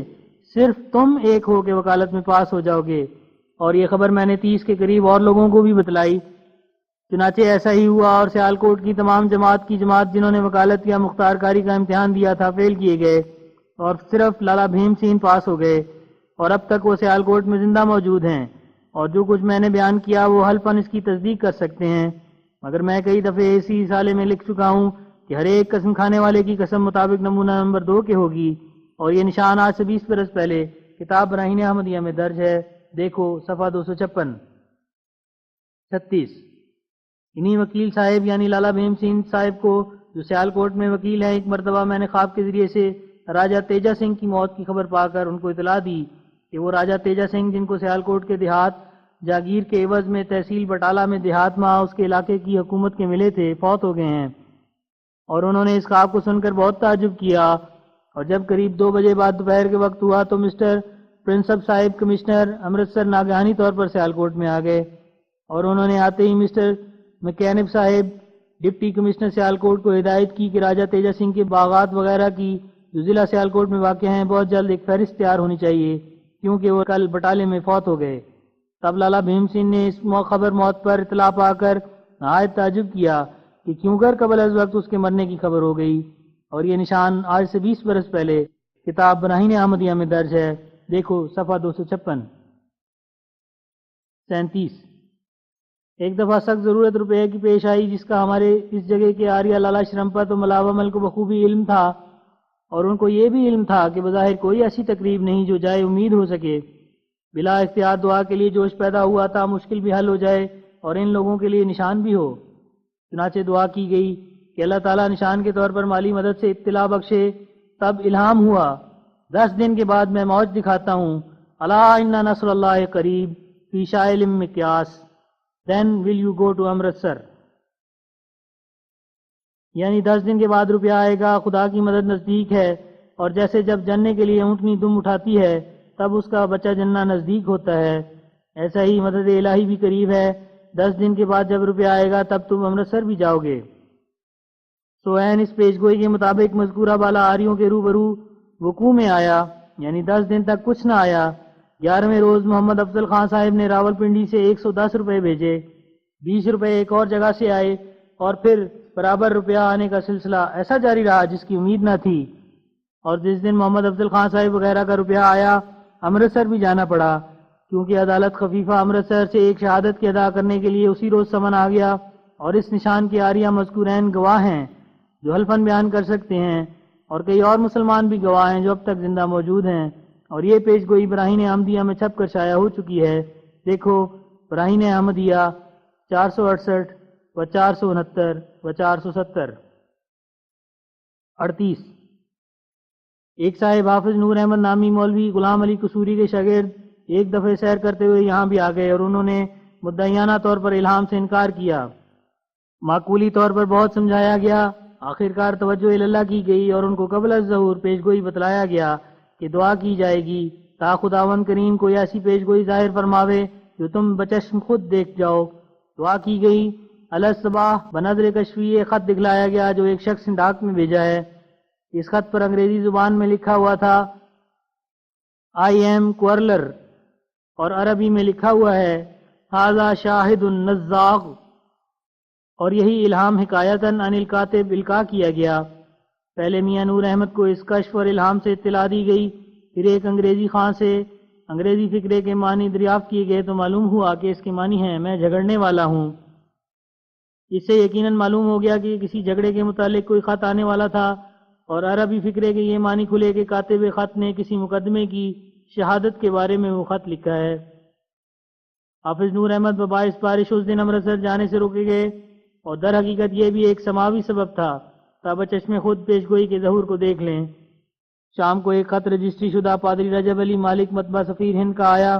جس سے معلوم ہوا کہ پادری صاحب نے اپنے کاتب پر نالش کی تھی اور مجھے گواہ ٹھہرایا ہے، اور ساتھ ہی سمن سرکاری بھی آیا، اور فقرہ الہامی ھذا شاہد النزاغ یعنی گواہ تباہی ڈالنے والا ہے۔ ان معنوں پر محمول معلوم ہوا کہ پادری صاحب کو یقین کامل تھا کہ میری شہادت بباعث و ساقط و صداقت فریق ثانی پر تباہی ڈالے گی، اور اتفاقاً جس دن یہ پیش گوئی پوری ہوئی اسی دن امرتسر جانا پڑا، اور یہ واقعہ آج سے 20 برس پہلے براہین احمدیہ میں درج ہے، دیکھو براہین احمدیہ صفحہ 471 و 472 و 473۔ اور حافظ نور احمد جو فرقہ اہل حدیث میں سے ہے، اب تک زندہ امرتسر میں موجود ہے، اس سے ہر ایک شخص حلفاً دریافت کر سکتا ہے، مگر حلف حسب نمونہ نمبر 2 کے ہوگی۔ 39 ایک دفعہ فجر کے وقت الہام ہوا کہ آج حاجی ارباب محمد لشکر خان کے کرابتی کا روپیہ آتا ہے۔ بدستور لالا شرمپت و ملاو عمل کھتریان ساکنان قادیان کو مطلع کیا گیا، اور قرار پایا کہ انہی میں سے کوئی ڈاک کے وقت ڈاک خانے میں جاوے۔ چنانچہ ان میں سے ایک آریہ ملاو عمل نامی ڈاک خانے میں گیا اور خبر لایا کہ کہ ہوتی مردان سے 10 روپے آئے ہیں اور خط میں لکھا تھا کہ یہ روپیہ ارباب سرور خان نے بھیجا ہے۔ اگرچہ یہ پیش گوئی اس طرح پر صاف طور پر پوری ہو گئی، لیکن مذکور صدر آریوں نے انکار کر کے یہ بحث شروع کی کہ قرابتی ہونا ثابت نہیں ہے۔ چنانچہ خط لکھنے پر کئی روز بعد ہوتی مردان سے ایک صاحب منشی الہی بخش اکاؤنٹنٹ نے لکھا کہ ارباب سرور خان ارباب محمد لشکر خان کا بیٹا ہے۔ اس پر بحث کرنے والے بہت شرمندہ اور لاجواب ہوئے، فالحمدللہ علی ذالک۔ اور یہ نشان آج سے 20 برس پہلے براہین احمدیہ میں درج کیا گیا ہے، دیکھو صفحہ 474۔ مذکورین آریوں سے حلفاً دریافت کیا جائے۔ 40 ایک دفعہ اپریل 1883 عیسوی میں صبح کے وقت بیداری میں جہلم سے روپیہ روانہ ہونے کی اطلاع دی گئی۔ اس بارے میں جہلم سے کوئی خط نہیں آیا تھا اور مذکور صدر واریوں کو جو خود ہی ڈاک خانے سے جا کر خط لاتے تھے اس کا علم بھی تھا، بلکہ خود ڈاک خانے کا منشی بھی ایک ہندو تھا، اور ان دنوں میں ایک ہندو الہامی پیش گوئی کے لکھنے کے لیے بطور روزنامہ نویس نوکر رکھا ہوا تھا، اور بعض امور غیبیہ جو ظاہر ہوتے تھے اس کے ہاتھ سے ناگری اور فارسی میں قبل از وقوع لکھائے جاتے تھے اور اس پر اس کے دستخط بھی کرائے جاتے تھے۔ چنانچہ یہ پیش گوئی بھی بدستور لکھائی گئی۔ ابھی 5 روز نہیں گزرے تھے کہ 45 روپے کا منی آرڈر جیلم سے آ گیا۔ حساب کیا گیا تو منی آرڈر کے روانہ ہونے کا ٹھیک وہی دن تھا جس دن خدا تعالیٰ کی طرف سے خبر ملی تھی، اور یہ نشان آج سے 20 برس پہلے براہین احمدیہ میں درج ہو کر ہزارہ انسانوں میں شائع ہو چکا ہے، دیکھو براہین احمدیہ صفحہ 475۔ اس نشان کے گواہ وہی آریہ ہیں اور حلفاً بیان کر سکتے ہیں، مگر حلف نمونہ نمبر 2 کے موافق ہوگی۔ 41 ایک دفعہ خواب میں دیکھا کہ حیدرآباد سے نواب اقبال الدولہ صاحب کی طرف سے خط آیا ہے اور اس میں کسی قدر روپیہ دینے کا وعدہ ہے۔ خواب بدستور لکھایا گیا اور مذکور صدر آریوں کو اطلاع دی گئی۔ پھر تھوڑے دن بعد حیدرآباد سے خط آیا اور 100 روپیہ نواب موصوف نے بھیجا، الحمدللہ علی ذالک۔ اس نشان کے گواہ وہی آریہ ہیں اور حلفاً بیان کر سکتے ہیں، مگر حلف نمونہ نمبر 2 کے موافق ہوگی، اور یہ نشان آج سے 20 برس پہلے براہین احمدیہ میں درج ہو چکا ہے، دیکھو براہین احمدیہ صفحہ 477۔ 42 ایک دوست نے بڑی مشکل کے وقت خط لکھا کہ اس کا ایک عزیز کسی سنگین مقدمے میں ماخوذ ہے اور کوئی صورت رہائی کی نظر نہیں آتی، اور دعا کے لیے درخواست کی۔ چنانچہ اسی رات صافی وقت میسر آ گیا اور قبولیت کے آثار سے ایک آریہ کو اطلاع دی گئی۔ چند روز بعد خبر ملی کہ مدعی جس نے یہ مقدمہ دائر کیا تھا ناگہانی موت سے مر گیا، اور شخص ماخوذ نے خلاصی پائی، الحمدللہ علی ذالک۔ اس کے گواہ بھی کئی مسلمان اور وہی مذکور صدر آریہ ہیں جو حلفاً بیان کر سکتے ہیں، مگر حلف مطابق نمونہ نمبر 2 کے ہوگی، اور یہ نشان آج سے 20 برس پہلے براہین احمدیہ میں درج ہے، دیکھو صفحہ 477 و 478۔ 43 عرصہ قریباً 27 برس کا گزرا ہے کہ میں نے خواب میں دیکھا کہ میں ایک وسیع جگہ میں ہوں اور وہاں ایک چبوترا ہے کہ جو متوسط قد کے انسان کی کمر تک اونچا ہے، اور چبوترے پر ایک لڑکا بیٹھا ہے جس کی عمر 4-5 برس کی ہوگی، اور وہ لڑکا نہایت خوبصورت ہے اور چہرہ اس کا چمکتا ہے، اور اس کے چہرے پر ایک ایسا نور اور پاکیزگی کا روب ہے جس سے معلوم ہوتا ہے کہ وہ انسان نہیں ہے، اور مان دیکھتے ہی میرے دل میں گزرا کہ وہ فرشتہ ہے۔ تب میں اس کے نزدیک گیا اور اس کے ہاتھ میں ایک پاکیزہ نان تھا جو پاکیزگی اور صفائی میں کبھی میں نے دنیا میں نہیں دیکھا، اور وہ نان تازہ بتازہ تھا اور چمک رہا تھا۔ فرشتے نے وہ نان مجھ کو دیا اور کہا کہ یہ تیرے لیے اور تیرے ساتھ کے درویشوں کے لیے ہے۔ اس خواب کے گواہ شیخ حامد علی اور میاں جان محمد اور دونوں آریہ مذکور اور بہت سے اور مخلص دوست ہیں، اور یہ اس زمانے میں خواب آئی تھی جبکہ نہ میں کوئی شہرت اور دعویٰ رکھتا تھا اور نہ میرے ساتھ کوئی جماعت درویشوں کی تھی، مگر اب میرے ساتھ بہت سی وہ جماعت ہے جنہوں نے خود دین کو دنیا پر مقدم رکھ کر اپنے تئیں درویش بنا دیا ہے، اور اپنے وطنوں سے ہجرت کر کے اور اپنے قدیم دوستوں اور اقارب سے علیحدہ ہو کر اور اپنی طرز زندگی کو سراسر مسکینی اور درویشی کی طرف تبدیل دے کر قادیان میں میری ہمسائیگی میں آ کر آباد ہو گئے ہیں، اور کچھ وہ ہیں جو دلوں سے اپنے وطنوں اور اپنے املاک کی محبت دور کر چکے ہیں، اور ان قریب وہ بھی اسی خاک قادیان کو موت تک اپنا وطن بنانا چاہتے ہیں۔ سو یہی درویش ہیں جن کو خدا تعالیٰ نے میرے الہامات میں قابل تعریف کہا ہے، اور یہی ہیں جن کو درویشی نے مغلوب نہیں کیا، بلکہ خود انہوں نے درویشی کو اپنے لیے پسند کیا اور ایمان کی حلاوت کو پا کر تمام حلاوتوں کو دامن سے پھینک دیا۔ انہی کے حق میں براہین احمدیہ کے تیسرے حصے میں یہ الہام ہے: اصحاب الصفہ وما ادراک ما اصحاب الصفہ ترى اعینہم تفیض من الدمع یصلون علیک ربنا اننا سمعنا منادیا ینادی للایمان وداعیا الی اللہ وسراجا منیرا ربنا آمنا فاکتبنا مع الشاہدین۔ عملو حاشیہ: اس قدر فکرہ کہ ربنا آمنا فاکتبنا مع الشاہدین، اس وقت جو میں یہی مقام لکھ رہا تھا الہام ہوا، اور آج 2 ستمبر 1899 عیسوی روز شنبہ اور 1 بجے کا عمل وقت نماز ظہر ہے۔ منہو حاشیہ ختم۔ براہین احمدیہ 242۔ ترجمہ: کامل مخلص وہ ہیں جو تیرے مکان کے صفوں میں رہنے والے ہیں، یعنی اپنے وطنوں کو چھوڑ کر یہاں آ گئے ہیں، اور تو کیا جانتا ہے کہ کیا ہے صفوں کے رہنے والے؟ تو دیکھے گا کہ ان کی آنکھوں سے آنسو جاری ہوں گے اور تیرے پر درود بھیجتے ہوں گے، یہ کہتے ہوئے کہ اے ہمارے خدا، ہم نے ایک منادی کی آواز سنی کہ جو لوگوں کو ایمان کی طرف بلاتا ہے وہ خدا کی طرف بلانے والا ہے، اور وہ ایک روشن چراغ ہے جو اپنی ذات میں روشن اور دوسروں کو روشنی پہنچاتا ہے۔ اے ہمارے خدا، تو ان لوگوں میں ہمیں لکھ لے جنہوں نے تیرے مامور اور تیرے بھیجے ہوئے کی سچائی پر گواہی دی۔ غرض خدا تعالیٰ نے انہی اصحاب الصفہ کو تمام جماعت میں سے پسند کیا ہے، اور جو شخص سب کچھ چھوڑ کر اس جگہ آ کر آباد نہیں ہوتا، اور کم سے کم یہ کہ یہ تمنا دل میں نہیں رکھتا، اس کی حالت کی نسبت مجھ کو بڑا اندیشہ ہے کہ وہ پاک کرنے والے تعلقات میں ناقص نہ رہے۔ اور یہ ایک پیشگوئی عظیم شان ہے اور ان لوگوں کی عظمت ظاہر کرتی ہے کہ جو خدا تعالیٰ کے علم میں تھے کہ وہ اپنے گھروں اور وطنوں اور املاک کو چھوڑیں گے اور میری ہمسائیگی کے لیے قادیان میں آ کر بود و باش کریں گے۔ اور یہ پیشگوئی شیخ حامد علی اور کئی اور دوستوں کو قبل از وقت بتلائی گئی تھی، اور وہ حلفاً بیان کر سکتے ہیں۔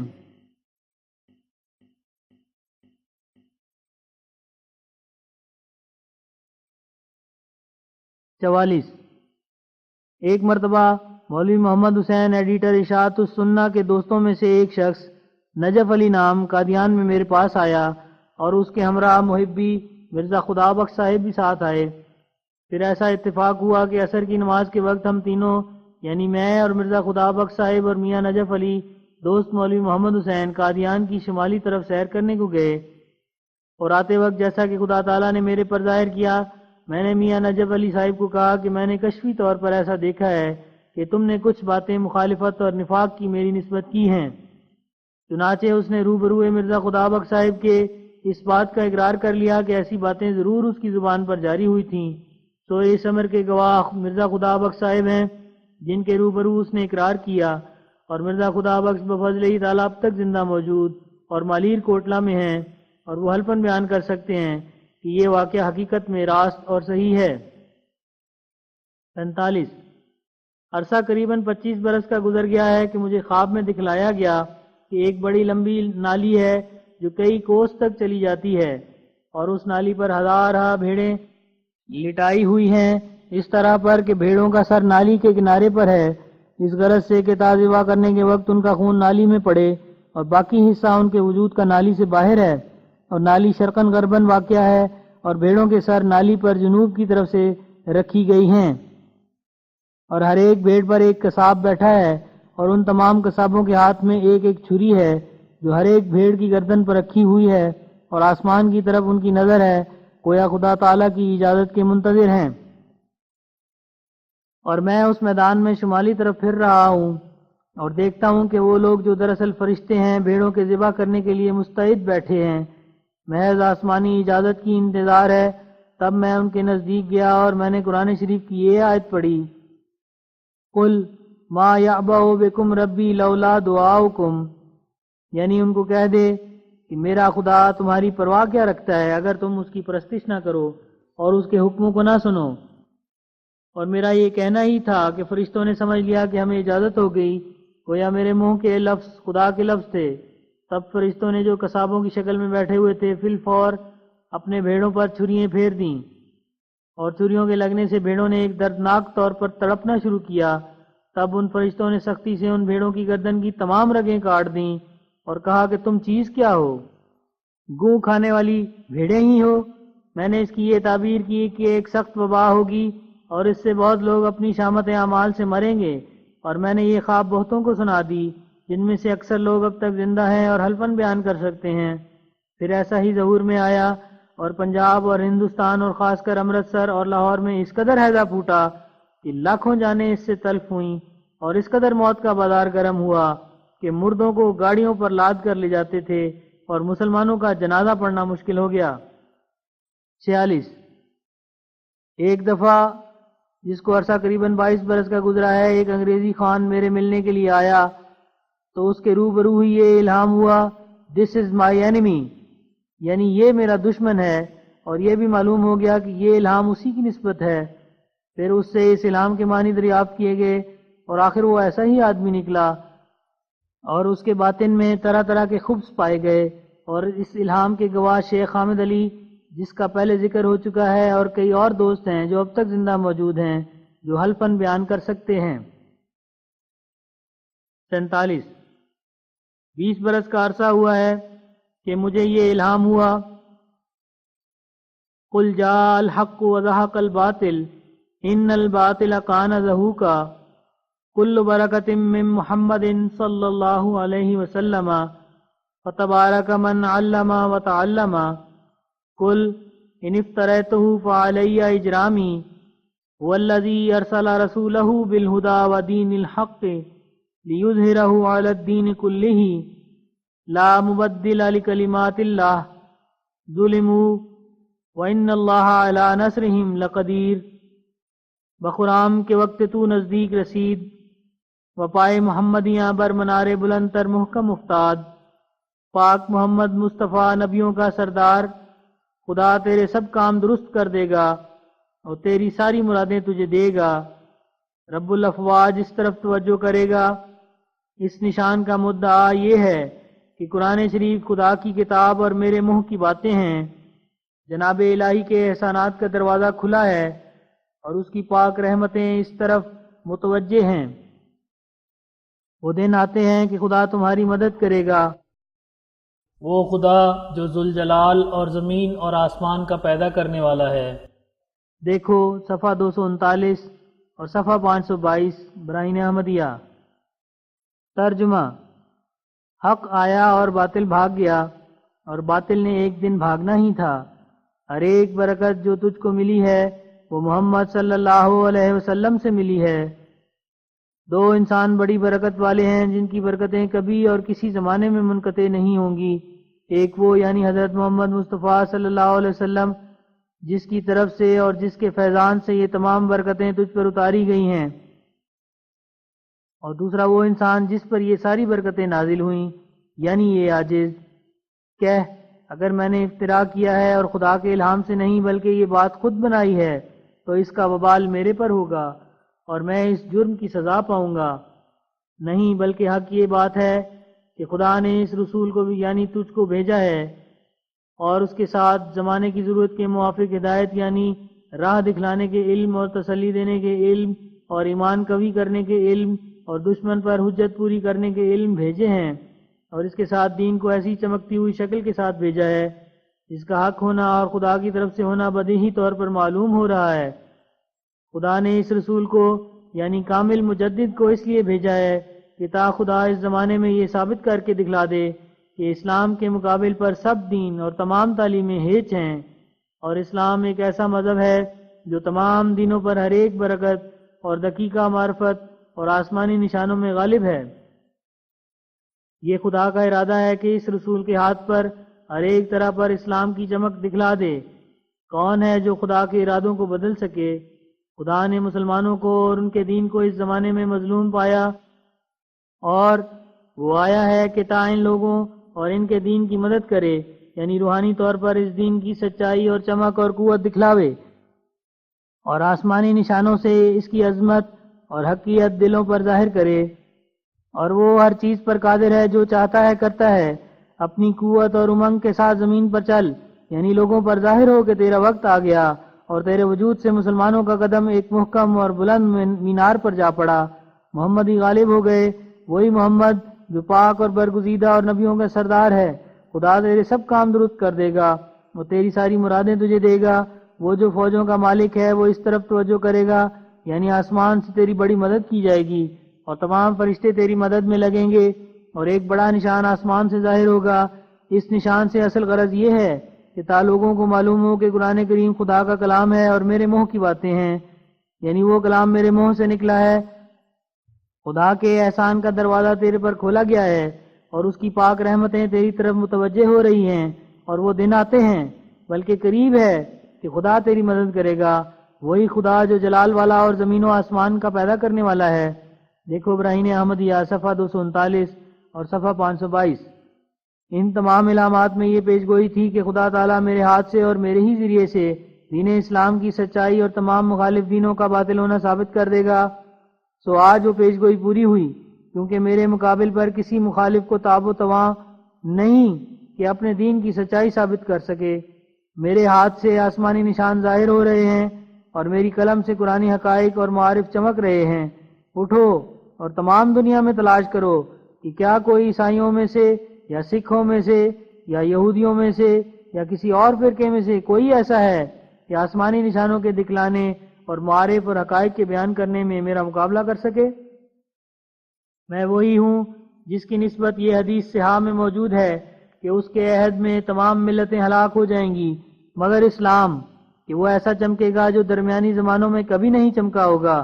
مگر ہلاک ہونے سے یہ مراد نہیں کہ مخالف تلوار سے زیر کیے جائیں گے۔ ایسے خیالات غلطیاں ہیں، بلکہ اس سے مراد یہ ہے کہ برکت کی روح ان تمام مذہبوں میں سے جاتی رہے گی اور وہ ایسے ہو جائیں گے جیسا کہ بدن بے جان۔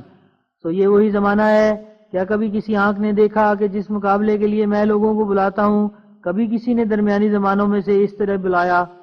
یہ انسان کے دن نہیں بلکہ خدا کے دن ہیں اور ایام اللہ ہیں۔ یہ کاروبار زمین سے نہیں بلکہ اس کے ہاتھ سے ہے جو ذوالجلال اور حی اور قیوم ہے۔ مبارک وہ دل جو پشیمانی کے دن سے پہلے سمجھ لے، اور مبارک وہ آنکھیں جو مواخذے کی گھڑی سے پہلے دیکھ لیں۔